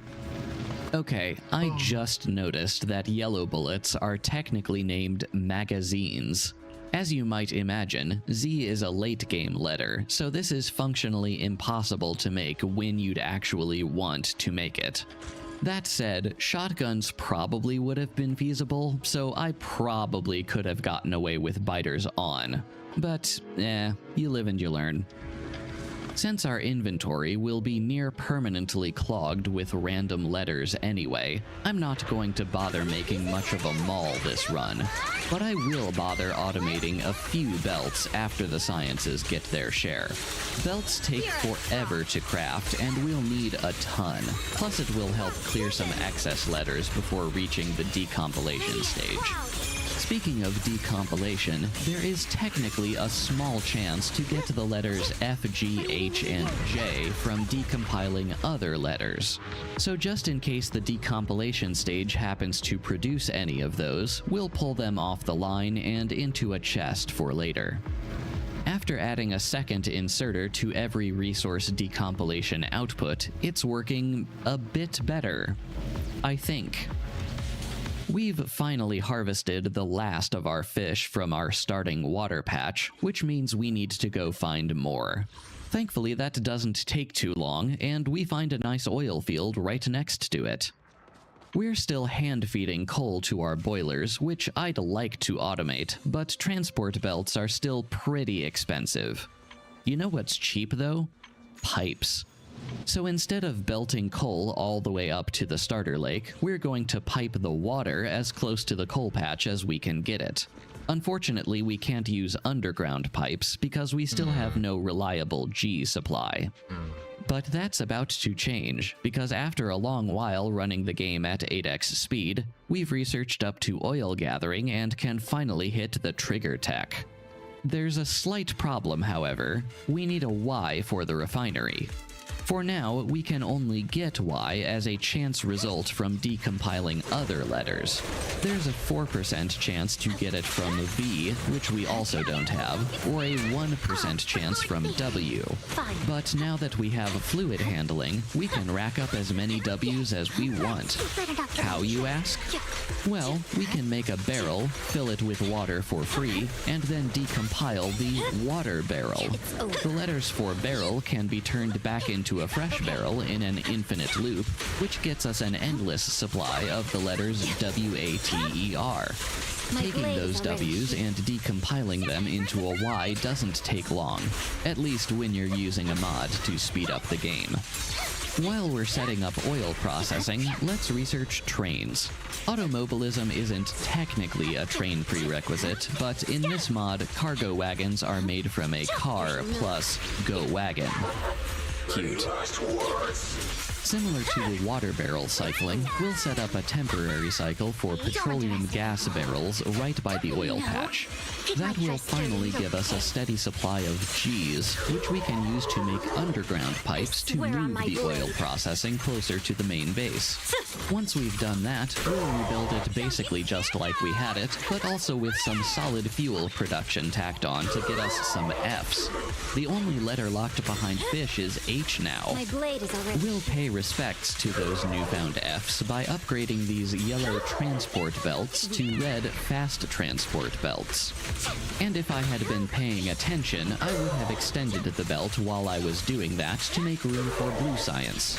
Sorry, wordmonger science. At least this time I was smarter about where to put the decompilers so we can freely extend the loop eastwards. Okay, it's time to introduce a circuit trick we'll be using a lot going forward. We're going to connect a chest, an output inserter, and a constant combinator together. In that constant combinator, we'll put the inverse quantity of each letter we want to maintain in the chest. That gets passively added to the chest contents, and the sum is then used to set filters on the output inserter. What does that mean? It means that if we put, say, negative 50B in the constant, the output inserter will only take B's out of the chest if there's at least 50 inside. Why do we need that? Well, we need to continually reclaim the letters B-A-R-R-E-L to keep the petroleum loop going, but we're also getting additional A, R, E, and L from petroleum gas, which means we need a way to remove only the excess of those letters to prevent the barrel loop from choking itself to death. And on that note, this sushi belt is way too clogged. I try adding more decompilers, but all that really does is clog the decompiler output belt too. Next, I try to set up some dedicated avoiding loops for letters we don't need on the belt, like F and L from solid fuel, so the belt decompilers don't have to encounter and process those. Also, it would probably be a good idea to limit the number of W's on the belt with circuits. How does it work now? Meh. M-E-H. Meh. I mean, it is an improvement, but this is still way too many letters to process. What we really need is a system to prevent letters we don't need from getting onto this belt in the first place. Luckily, we can do that with one constant combinator and one arithmetic combinator. The arithmetic combinator just multiplies the belt contents by -1, while the constant combinator contains a signal for every letter with a value of how many of that letter we want on the belt. Add those two together, and we get a real-time picture of what we want to add to the belt. Positive signals are letters we don't have enough of. Negative signals are letters we have too many of. That's important because only positive signals can be used to set filters. We send those signals down to our production areas, but we still need to process them a bit before we can use them. Specifically, we need a decider combinator with a condition that's always true that forwards only the signals we care about at each location. Inserters can have a maximum of 5 filters applied at any given time, and we don't want those limited slots taken up by letters that are impossible to get from certain resources. Here we can see it in action. The decider is forwarding only the signals for stone brick, and the relevant inserters are now filtered to only the ones of those that we're lacking enough of on the main belt: B, C, K, and S. What to do with the letters we don't need? We use that constant combinator trick I taught you a minute ago to withdraw any excess letters and send them to a voiding loop. After snaking the output belt upwards and adding its contents to the sushi belt's contents so we can also track letters that are on the way, we can see that after adding letters to the belt, they're disappearing from the output filters down by the stone patch. Now we just apply that principle to everything else. Copper goes up easily enough, but it's advanced oil processing I'm more worried about. We need to make room to set up loops for petroleum gas barrels, light oil barrels, and heavy oil barrels, the last of which will give us the H's that will finally free us from fish. Thankfully, it doesn't take much tweaking to come up with this design, plus a similar design for solid fuel from petroleum for the F's. Then we just seed the barrel assemblers with letters, and in theory, we should be good to go on oil. And it works. We have wordmonger science. Now we don't need the decompilation step on the main belt anymore, so away it goes. Really, the only thing left to make this all fully automated is to route some coal into the plate and brick furnaces. Okay, I may have spoken too soon on the whole "it works" thing. Oil production is deadlocked on too much heavy oil, because it has no barrels, because I added the letters for barrel to the filter forwarder. So anytime we had a demand for those letters on the main loop, we were effectively eating our seed corn. The best thing I can think to do to avoid that is to remove all the letters B, A, R, E, and L from the oil combinators, so the sushi loop can't take those letters from the barrel loops. We'll still get ALE from copper plate and BRE from stone brick, so we should still be fine. Next up is purple science, which in this mod is hyper-developmental science. Long and hungry though that is, we already have all the letters we need for it. No, the problem science in this mod is yellow science. Quixotizing. Q only comes as a byproduct of coal liquefaction. X only comes as a byproduct of...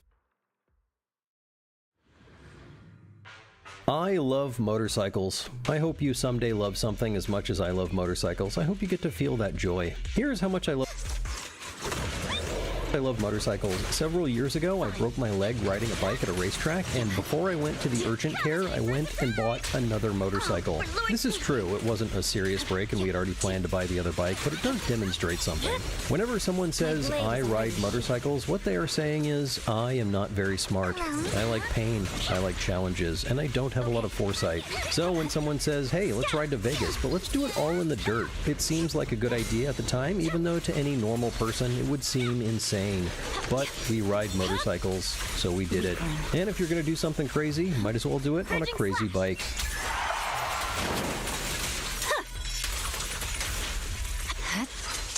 When I started the Off-Road Viper project, I wanted to finish it with a drive from Los Angeles to Las Vegas for SEMA all through the desert.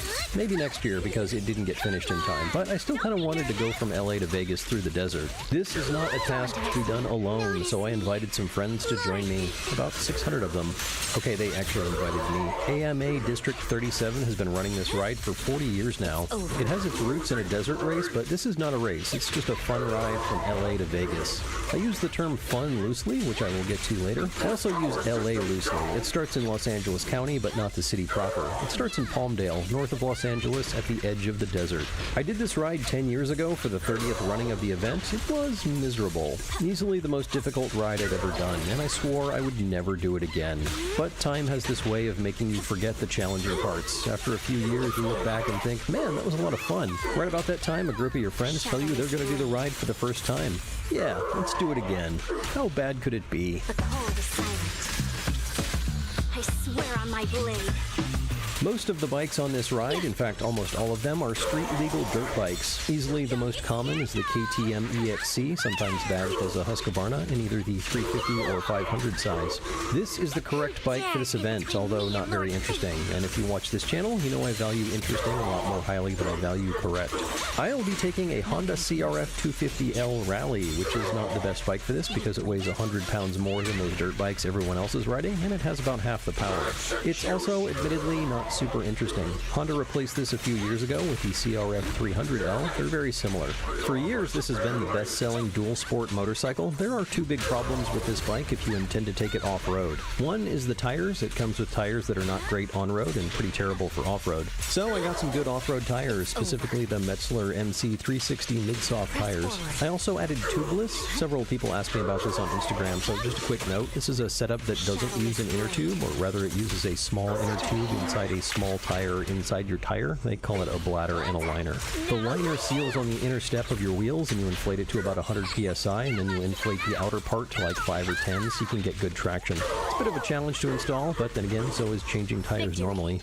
Anyway, the other problem with this bike is the suspension. It's not great, which is why I bought one that already had upgraded suspension. Still not the perfect bike for this. It's heavy, it's low on power, and even with the suspension upgrades, it's still a budget bike. The other thing is that this bike is a dual sport, but it's mostly geared for the street, literally geared for the street, which is why I changed the sprockets. But also it's a street bike that can go off-road, whereas the KTMs are dirt bikes that happen to have license plates. This is a dual sport ride, meaning that some of it is on the road and some of it off-road, but it's not like this, and it's definitely not like this. It's like this. So a CRF 250L was not the best choice, but if this seems like a bad idea, then meet my friend Chris. He will be riding a Triumph Scrambler 1200. This is definitely not the optimum bike for this, as it weighs twice as much as the other bikes and has twice the horsepower. 500 pounds, 100 horsepower, heated grips, cruise control, extremely interesting. This is a great street bike, but Triumph says that it has unparalleled road and off-road capability, and we're going to find out if that is true. It does have pretty decent suspension travel, good ground clearance, but it is heavy. Chris might as well be riding one of the KTMs with a second KTM riding on the passenger seat. This bike loved the sand. It loved getting stuck in the sand. It loved laying down in the sand. The person riding the bike hated the sand. Good thing we're going through the desert where there's no sand.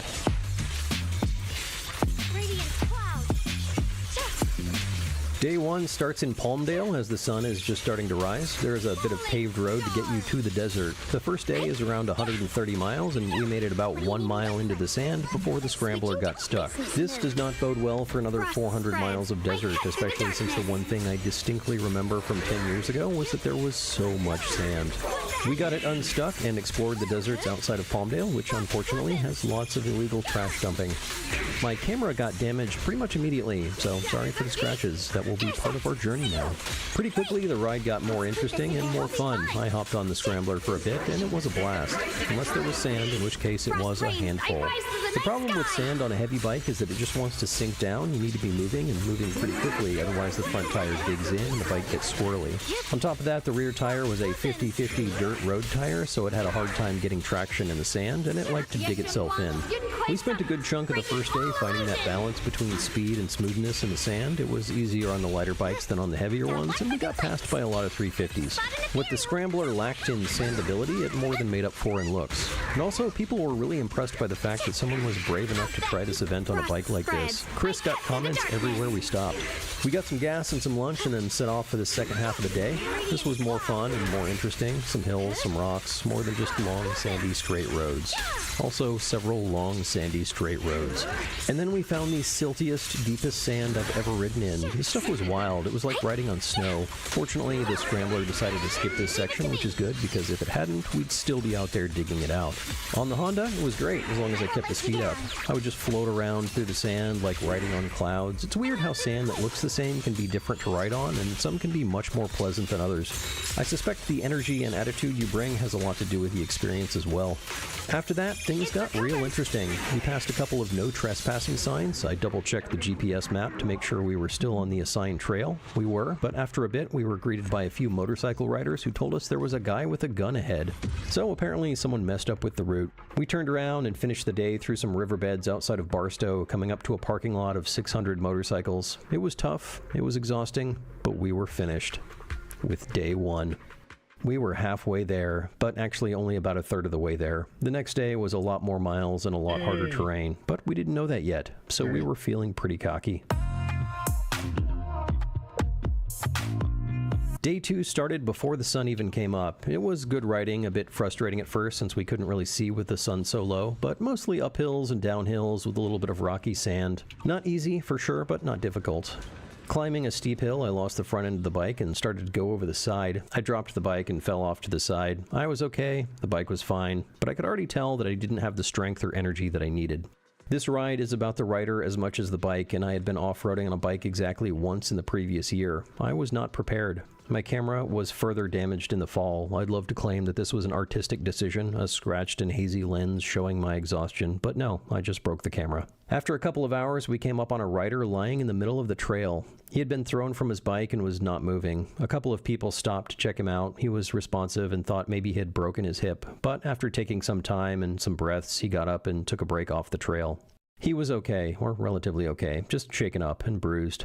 Riding a bike in the desert is exhausting. If it's flat and hard-packed, it's not so bad. You can sit down and try to catch your breath, but it is rarely flat and hard-packed. If it's bumpy, you have to stand up and bend your knees, else you will be bucked off like a bull. If it's sandy or loose, you have to stand up, knees bent, trying to maintain a loose control of the bike. When you stand up, you decouple your mass from the bike, so you effectively lower the CG of the motorcycle, allowing it to slide around and do its thing. You just kind of hover above it, hoping it goes where you want it to go, and it usually does. It's not too hard for a while, but standing up, knees bent, bike bouncing underneath you, you're basically doing squats for 8 hours a day, 2 days straight. You get exhausted, and the more exhausted you get, the more lazy you get, and you start making mistakes. Those mistakes lead to crashes, which lead you to being less confident and more exhausted, which lead to more crashes. I was not prepared for this event. I didn't do enough riding before it. I didn't get the strength and balance where I needed it, and I paid for it. I kept the bike up all day the first day. The second day, I crashed 5 times. 4 of them were pretty easy, just losing control of the bike and laying it down and rolling off the side. One was a little bit harder. I had no energy, no strength. I was riding in my least favorite terrain when the front tire decided to go a completely different direction. I hit the ground hard with a sharp pain in my left leg and a splitting headache from my helmet smacking into a rock. I laid there for a moment, wiggling my toes, making sure everything still worked, trying to decide if I wanted to set my bike on fire right then and there or wait until it was closer to the city dump. I got back up and rode slowly to the end of the trail. Slowly in sand is not easier. It's harder, much harder. But I had neither the strength nor the balance to make that happen. I got to the road and checked the bike. My turn signal was bent back, but still attached. The bike was otherwise okay. My boot sole did not survive the wreck somehow. Fortunately, I had some high-visibility duct tape for repairs. I thought about skipping the next section, but Chris had chatted with another rider who said the next part was all pretty easy and not very sandy. So we took off down the trail and found, you're not going to believe this, more sand. This kind of sand was actually easier for me since it was mostly consistent, but it was a handful for the scrambler. All sand is a handful for the scrambler. This part was particularly annoying because it was just straight sand for miles. The ruts left by most bikes were straight, but you could always tell where Chris had been because the ruts were wide, deep, and swerved around randomly. After a few miles of this miserable BS, we stopped to take a break. I was exhausted, still hurting from the earlier wreck. I was about to suggest that we ditch the sandy road and ride through no man's land to the interstate. Just before I proposed this idea, Chris suggested that we ditch the sandy road and ride through no man's land to the interstate. And so we did, and it was good, but still not sand-free. We took the freeway to the next checkpoint to meet up with our friends. It was already getting late. It was 1 o'clock, and we were still 2 hours away from the lunch stop.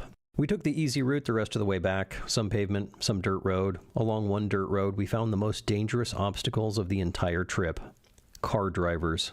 Not sure why there were 100 cars taking this middle of the nowhere dirt road, but most of them decided they needed to be in the middle of the road, driving too fast for the visibility. This guy very nearly hit 2 people. After that, it was more relatively easy dirt and sand, or it would have been easy if we had any energy or strength left, but we did not, so it was challenging. We got a quick lunch as the sun was setting and then left for the last bit.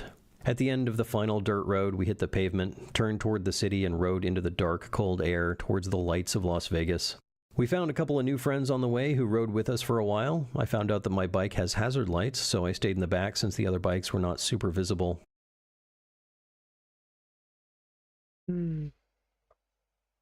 Enjoyment.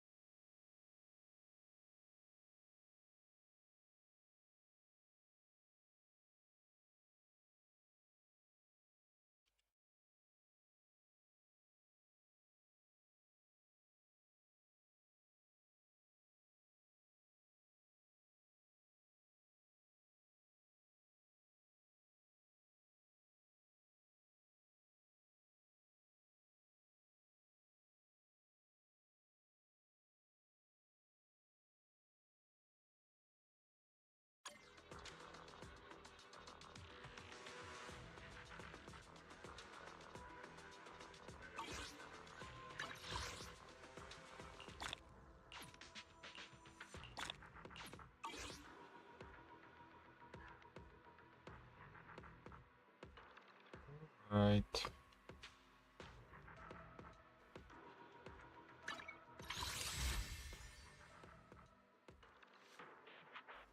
13 hours.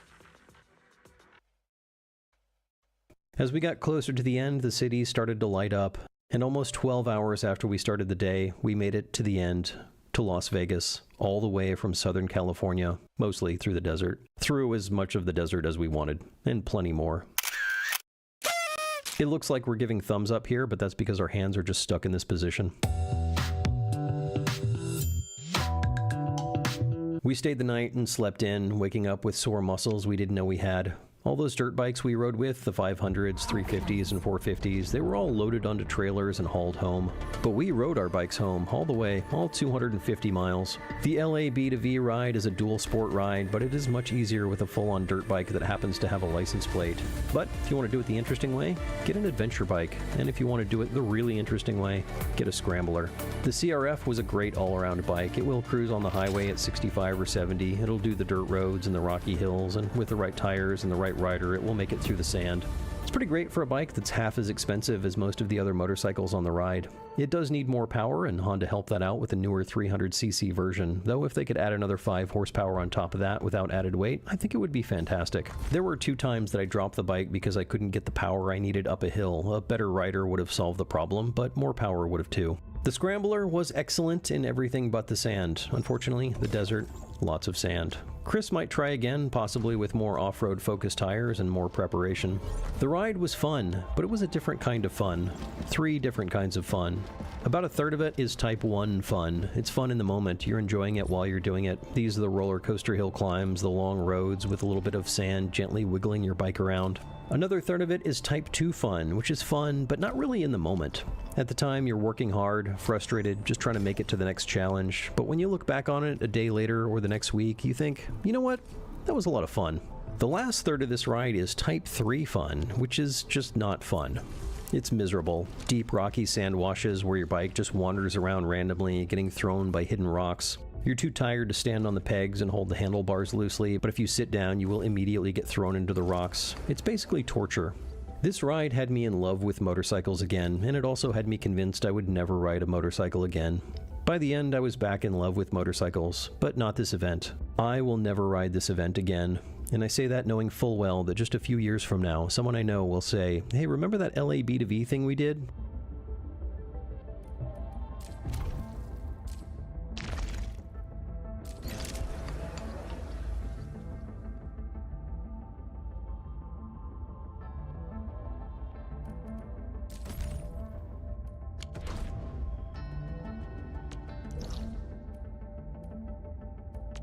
Oof. Almost. Almost had me, hero. We should do that again, and just enough time will have passed for me to forget all the Type 3 fun, and I will do it again, because I ride motorcycles. It used to be that you had to impress people to get people to watch your show.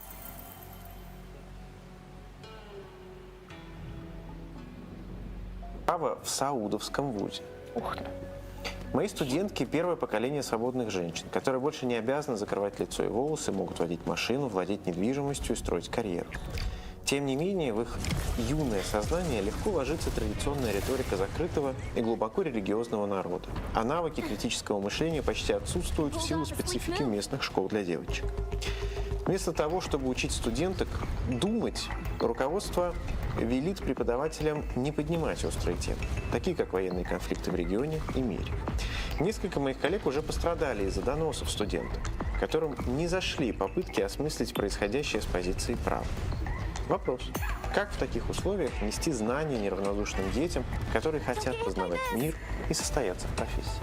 Да, это проблема, дилемма, я бы сказала, перед которой стоят многие преподаватели в несвободных странах, в частности, вся Российская Федерация, тоже задумывается над этим вопросом. Смотрите, что бы я, не то, что бы я делала, не знаю, ничего я не делала.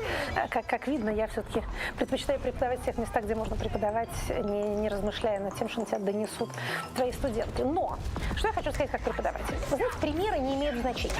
На каком примере вы разъясняете ваши тезисы, вводите то или иное понятие или раскрываете те или иные политические правовые механизмы, абсолютно не важно. Значит, если какое-то нездоровое возбуждение вызывают примеры из современной истории, приводите примеры из древней истории. Придумайте воображаемую страну Руританию, и в ней будут происходить всякие безобразия, кто-нибудь один будет кого-нибудь другого бомбить. Это даже с точки зрения педагогической в некоторой степени лучше, потому что когда вы начинаете обсуждать, я понимаю этот соблазн, я сама время от времени это делаю в своей аудитории, потому что, ну, опять же, потому что я на свободной территории, почему бы и нет. Но, когда вы начинаете обсуждать то, что происходит прямо сейчас, вы действительно возбуждаете страсти, не имеющие отношения к научному познанию. Отойдя на несколько шагов в сторону и имея возможность не вовлекаться эмоционально в ситуацию, которую вы анализируете, вы оставляете больше места для рационального. Меньше эмоций, больше рацио. Поэтому, еще раз повторю, да, грустно и противно смотреть с подозрением на своих собственных студентов, а они смотрят на вас точно так же. И думают, а вот сейчас я тут что-нибудь скажу, а она на меня, он на меня настучит, и придут какие-нибудь очередные стражи исламской революции. Ну, в Саудовской Аравии с этим поспокойнее, слава богу, но тем не менее, какому богу слава. Ну, в общем, по счастью, давайте так скажем. Но на самом деле вы совершенно не обязаны проводить политинформацию детям, студентам. Вы можете, опять же, и даже в некотором роде лучше, на примерах более отдаленных исторически, отдаленных географически. Вы знаете, чужую беду руками разведу. А в другой стране сразу так все понятно, а у себя так все неоднозначно, потому что про себя мы столько всего знаем, и главное, себя мы так сильно любим, что очень трудно вынести рациональное суждение. А вот у соседа совершенно все понятно про соседа, да? А про далекое прошлое еще понятнее. А между прочим, теоретические модели, вот кейс-стадис в воображаемых странах, очень тоже неплохое упражнение. Я это своими студентами делала, и, знаете, прям залюбуешься. Вот придумайте несуществующую страну. В Казахстане я преподавала введение в политологию на кроликах. Не в смысле я резала кроликов, показывала, а в смысле на примере книжки про кроликов. Это тоже очень хорошо получается. Принципы и модели от этого не меняются. Минутка на последний вопрос из Патреона, эхо, на которое я призываю подписаться. На Ближнем Востоке мне часто приходится слышать следующее, пишет Александр. Еще один корреспондент с Ближнего Востока. Мнение от местных жителей. Например, в Египте. Мы не готовы к демократии. У нас половина населения неграмотна, и с нами иначе нельзя. Аналогичное, по сути, мнение высказывают и саудиты. Демократия нам противопоказана. А действительно ли демократия возможна только в определенных регионах, или это универсальная модель для всех? Эх, жалко, у меня нет 1,5 часов, чтобы рассказать об этом. Это универсальная модель, коллеги. Это универсальная модель, потому что она чрезвычайно адаптивна и разнообразна. Я понимаю опасения давать, например, всеобщее избирательное право в неграмотной стране. Вы знаете, когда и в грамотных странах началось всеобщее избирательное право, за этим последовали такие политические катаклизмы, которые сравнимы с катаклизмами, последовавшими за распространением книгопечатания. Эти изменения непросты и не бескровны часто бывают. Это на самом деле так. Но если вы не проведете их постепенно, что называется, на своих условиях, они придут и упадут вам на голову. Вы под этим предлогом, что народ у вас такой, сякой, в платках ходит, слишком смуглявенький, слишком бледненький, слишком бедный, слишком богатый, под этим предлогом обычно правящие элиты просто сохраняют свою власть, поэтому они это объясняют таким образом, и они становятся выгодоприобретателями консервации этой неграмотности. Мудрые элиты, которые не хотят, по известной фразе Парито, отправиться на кладбище элит, которые есть история, они формируют постепенно. Значит, неграмотные у вас, учите их. Не готовы сразу к, так сказать, полной выборности всех, вводите постепенно. Значит, говоря, что народ у нас не такой, не думайте, что он у вас всегда будет не таким. Либо вы оказались в ситуации, когда вас будут держать привязанными к батарее, и вам рассказывают, что вы инфантильные, так сказать, опять же, малограмотные, и еще не готовы. А воду вам в бассейн нальют неизвестно когда. Еще раз напомню пример Великобритании, которая провела такие себе реформы в 10-х годах 20 века, и тем избежала пролетарской революции, пролетарская революция накрыла и Германию, и Российскую империю, которые занимались охранительством бессмысленным. Вот к чему приводят эти самые песни про неготовность. Значит, народ к демократии не готов, а к тому, чтобы перерезать вас всех, он отлично будет готов. Поэтому не доводите до греха. Хорошая новость от телеграм-канала. Суд в Казахстане отменил депортацию подростка, бежавшего из России из-за войны. Подробности этой истории, если что, там есть. Но действительно, вот у нас мы начали практически с Казахстана. Да, мы много посвятили времени Казахстану. Всем пока. Спасибо. Это была программа Екатерины Шульман «Статус».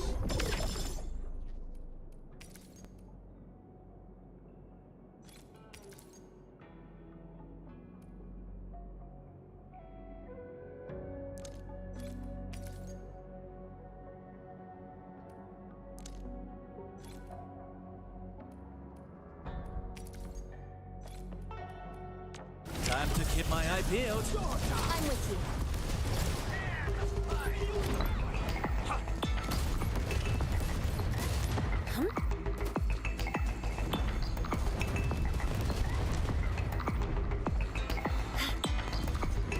Fabulous work. We're in perfect sync. A good gag makes it easy.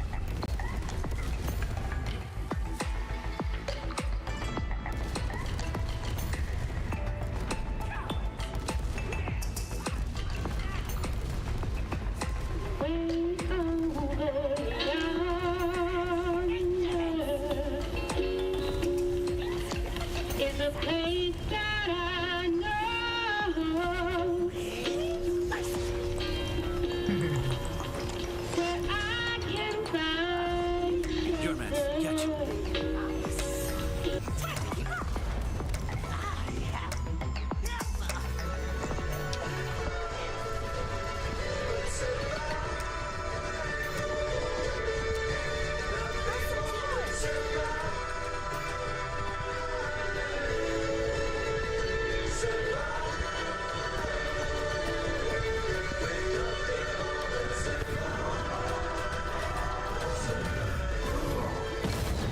In 1994, when Outpost came out, it was billed as SimCity in Space, a civic management simulator on the final frontier.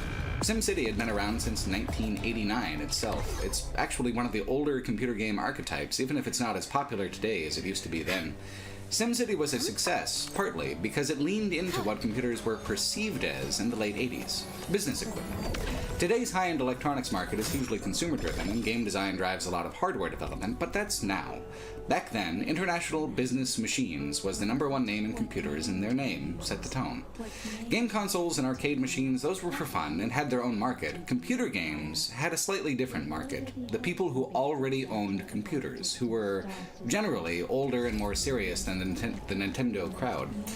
When SimCity comes along, it uses the language of business to convey its fun, and in doing so, it can appeal to a variety of people who only ever passingly glanced at a Frogger cabinet.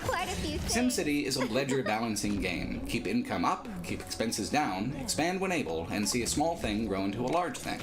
But instead of being toil that you do for someone else, it's an accomplishment you get to keep, that you do for fun on your own. This is your city. You made it yourself. And while it's easy to take for granted that games offer these sorts of feelings and experiences, at the time, its novelty is difficult to understate. In 1991, Sid Meier's Civilization expanded the scope outwards in time and space. SimCity was one city over a 150-year period. Civilization is 4,000 years of history and the forging of whole nations. In 1993, another wide-angle grand strategy game with a sci-fi bent called Master of Orion coined a term for Civilization subgenre. 4X strategy, referring to the 4 constant goals of explore, expand, exploit, and exterminate. SimCity and the civic management subgenre went one way, 4X grand strategy went another way. But there's a lot of wide open space in the gap between the two subgenres. Outpost, when it came out in 1994, was actually a game deeply engaged in the conversation about what kind of strategy games and simulators made sense for the PC at the time. We remember these other games. So what happened with Outpost that it doesn't also represent the beginning of some new and particular subgenre, a city builder with 4X-style economic and population management mechanics and the planet itself for an enemy? The thing is, it does. Outpost actually does represent this, but the survival strategy subgenre laid mostly dormant for years, partly because of how badly Outpost mangled its own release and how its particular outlook became synonymous, for a critically long while, with Outpost status as a massive flop. When starting this video, I was incredibly surprised to find that I wasn't the only person trying to write about Outpost in 2018. Over on Rock Paper Shotgun, Brock Wilbur did an excellent short piece on what exactly happened with Outpost 1's historical faceplant. Wilbur points out that Outpost 1 was one of the first major examples of developer misdirection. The same thing that happened with Gearbox's Colonial Marines happened way back here, where Sierra Online demonstrated a test version to game critics and released a retail version that was missing many of those features and was regarded by players as being fundamentally kind of broken. Later, a patch was released, but this was deep in the dial-up era, and most people had to ask for a floppy disk of the patch to be sent to them through the mail. That's supposing you cared that much, of course, but since Outpost was sold as a fully working game in a big expensive box, there were plenty who cared a lot, and they were pissed. Even patched, Outpost is one of the least player-friendly games I've ever experienced. It is confusing and hostile to a degree that's really unheard of today. There is still no way to beat Outpost, even patched. It simply goes on and on and on.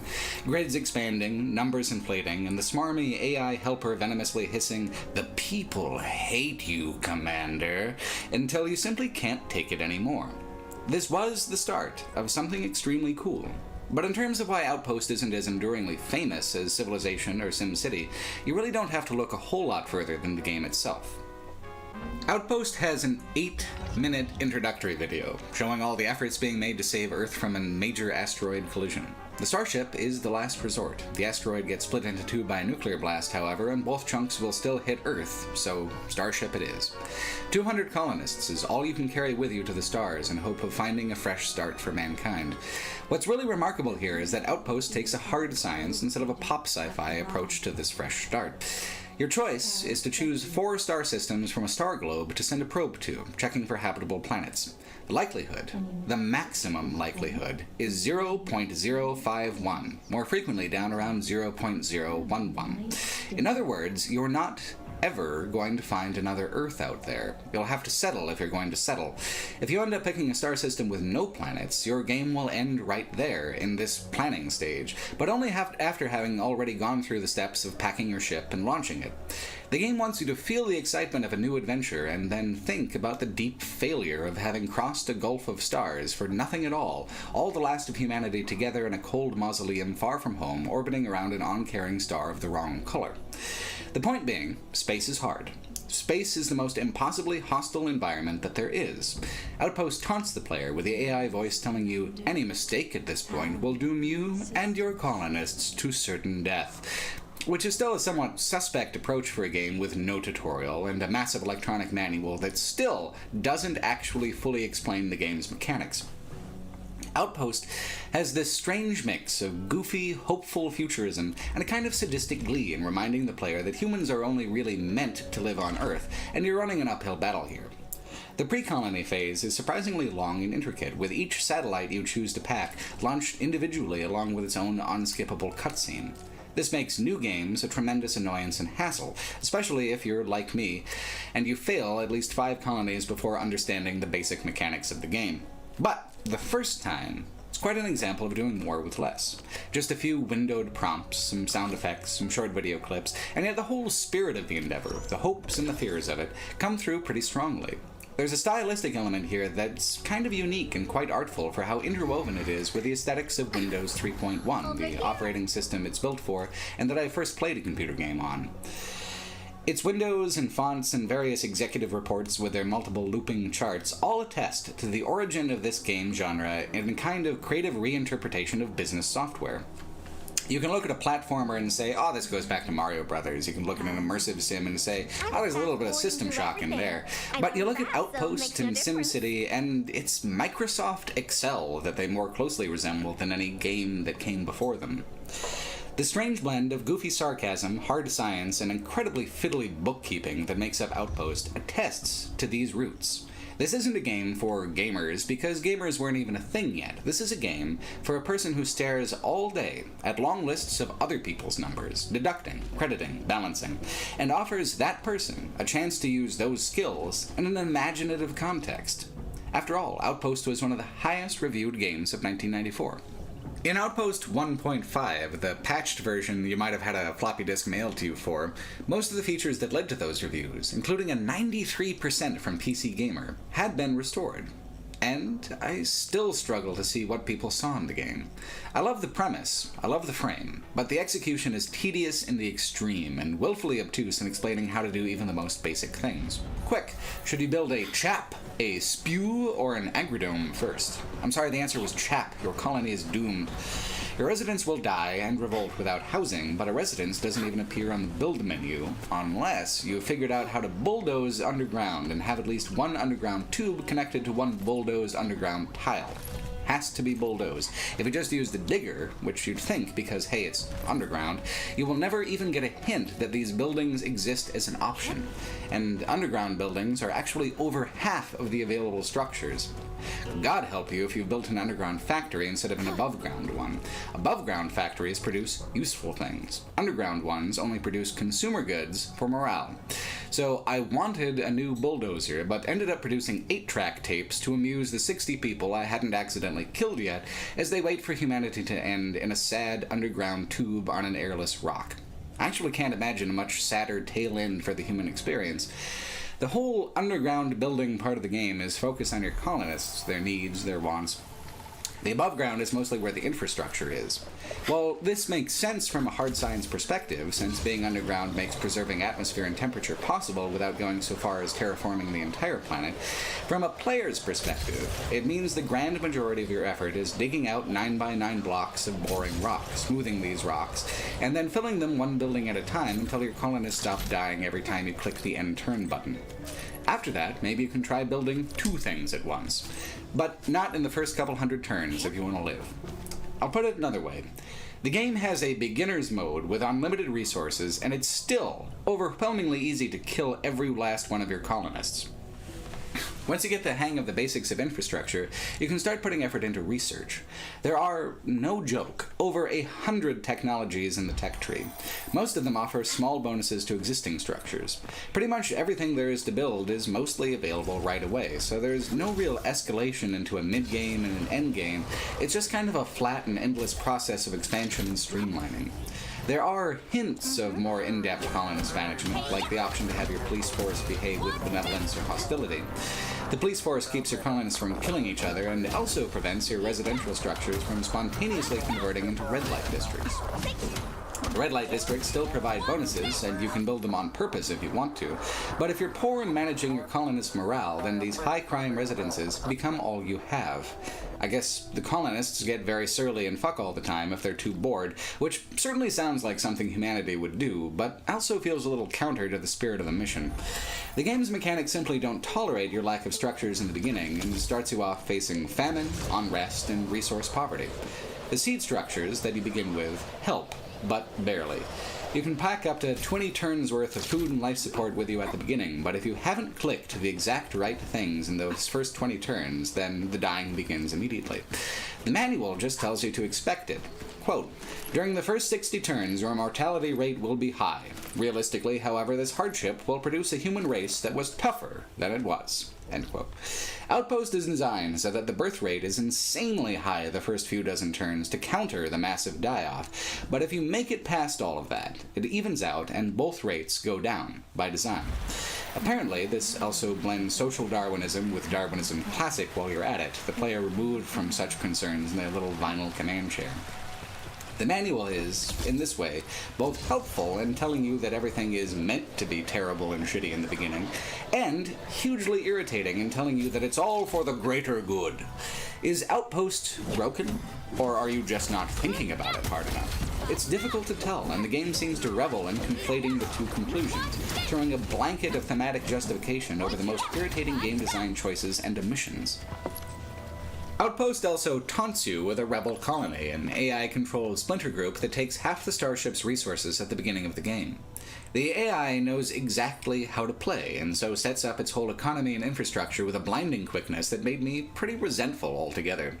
The rebel colony serves 2 purposes. One is that, lacking a tutorial, you're actually supposed to watch them do things and copy the techniques. It's one of the few examples I know of in games of using jealousy to try to create a teaching moment for basic game mechanics. The other reason is thematic.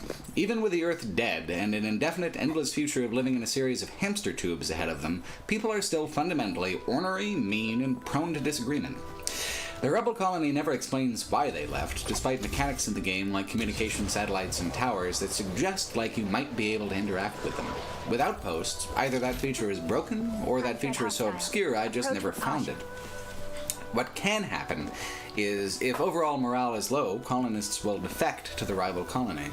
If everyone leaves, the game doesn't even give you the courtesy of a game over screen. You just get to keep watching the rebel colony thrive until you get bored. I was reading in the manual trying to find information about the rebel colony, and the manual mentioned terraforming and a space program. According to an old, obscure forum thread, it is possible, with a lot of effort across over 1,000 turns, to turn the atmosphere breathable, and you even get a small cutscene when you do. The game doesn't end there, but it is as close to a win as you'll get with Outpost. For me, this is all hearsay. I'm flatly unwilling to put 1,000 turns into a single game of Outpost. The absolute ocean of fiddly, counterintuitive, feedback-free nonsense you'd have to cross to reach the shore of a satisfactory conclusion is daunting at minimum, soul-crushing at maximum. Outpost actually had a NASA scientist on its development team, and that shows in a couple of ways. The first is certainly in the hard science tonality, which does stand in positive contrast to the Guardians of the Galaxy vibe that a lot of modern sci-fi has. The second is that looking at Outpost is like looking at the control console for a space shuttle. There are a million blinking lights, a lot of them very dire in their implications, but when you reach out to flip some unlabeled bit in hopes of figuring out where to even begin, your co-pilot screams, "For God's sake, don't touch that one! Do you want to kill us all?" When it comes to space, get it right the first time, or die. That's just the way of it. You can lose $1 billion worth of equipment in a heartbeat because of a tiny rounding error on your math. It's worth making art and making games that reflect and celebrate that actually pay respect to the incredible intelligence and bravery of the scientists and astronauts of the world's space programs. But if you do, it's also worth providing an in-game tutorial. In Outpost, your role is essentially that of despotic space accountant. If you fail, a great little video clip plays. There's an astronaut in a suit, seen from behind.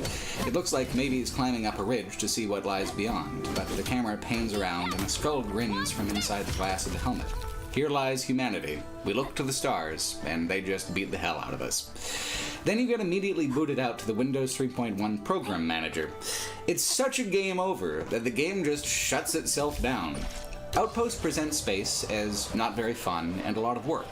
That's accurate on both counts. You want wide open space, you go to Nebraska. You want to toil in tubes for years on end while your body withers, go into orbit. Yet the idea still fires the imagination. The trick of making an engaging survival strategy game is to find a way to balance the deep hostility of a new frontier with mechanics that still resonate in the context of a player's leisure. If all work and no play made Outpost a dull game, Outpost 2 Divided Destiny would try a brand new balance. It would reorient toward a different third subgenre of strategy gaming. Real-time military strategy, as popularized by 1992's Dune 2 from Westwood, or Blizzard's original Warcraft, which also came out in 1994 and left a bit of a larger legacy than Outpost did. Instead of SimCity in space, Divided Destiny pictured itself as riding the wave of RTS popularity, billing itself as a more contemplative Command & Conquer. It's not a sequel so much as it is a reboot. It takes the main colony-rival colony dynamic from the first game and begins by assuming both colonies were broadly successful on a new Mars-like world called New Terra. Like Command & Conquer's GDI and Nod, or Warcraft's Orcs and Humans, it would have these two factions with distinct aesthetics and units, whose single-player campaigns were mostly identically balanced in level design. Like a military RTS, it would orient its economy around mining, trucking, and trepidatious satellite base expansion. Unlike a military RTS, all the city management features that defined Outpost 1 are also preserved, more or less intact, with simplified mechanics that allow the player to bounce from concern to concern in the real-time environment without so much of a risk of sudden disaster or death because of some detail you overlooked. It's a game about balance that is, itself, pretty well balanced. Outpost 2 is actually one of my pet favorite games, and I've always been curious why it was so quickly and completely forgotten. In going back to it, it does feel tremendously forward-looking, and if it was released today with small graphical updates, I feel like it would find a welcoming audience. But Outpost 2 wasn't much one thing, and it wasn't much the other at the time. Neither a truly complex, hard sci-fi civic manager, nor a compellingly strategic wargame. It's arguable that it's not really that great at either one thing singularly.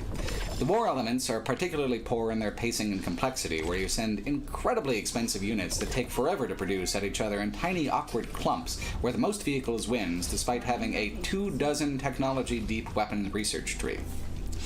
The hard sci-fi edges have been rounded off to focus more on the player's autonomy and decision-making and less on the cruelty and capriciousness of life on a hostile world. I'll freely admit that Outpost 2 is overshadowed and outclassed by games like Civilization or Command & Conquer, but what other game was even willing to try to blend the two in the first place? Outpost 2 has a pacing that I found compelling and an approach I found refreshing in its preferencing of peacetime activities using traditionally martial mechanics. The weapons development part of the tech tree is a small one, dwarfed by social research and economic research, with their new buildings and mechanics. Disasters like electrical storms, tornadoes, lava eruptions, and a creeping nanoplague called the Blight do more damage and are featured more prominently than the combat ever is. It's a fight for survival, the conflict between factions taking a backseat to the unrelenting hostility of a planet that was not meant to hold you and does not want you. Outpost 2, more than Outpost 1, is in a subgenre of its own, a civic-centered wargame, a hostile, cruel city management sim, a true survival strategy title. The factional split in Outpost 2 is a really good one, rooted in how the colonists wish to coexist with the planet. The original colony, Eden, believes in terraforming the planet and creating a replacement Earth. Their unique social structure is the consumer factory, where luxury items can be made for massive morale boosts. It's like that 8-track producing factory in Outpost 1, though this new game mercifully spares us the underground structures. Eden's outlook is both forward and backward-minded, pushing their science to the limit to remake what was lost. A significant chunk of people split away from them. That's going to be it for stream. Good luck upon taxation. I will see you next day.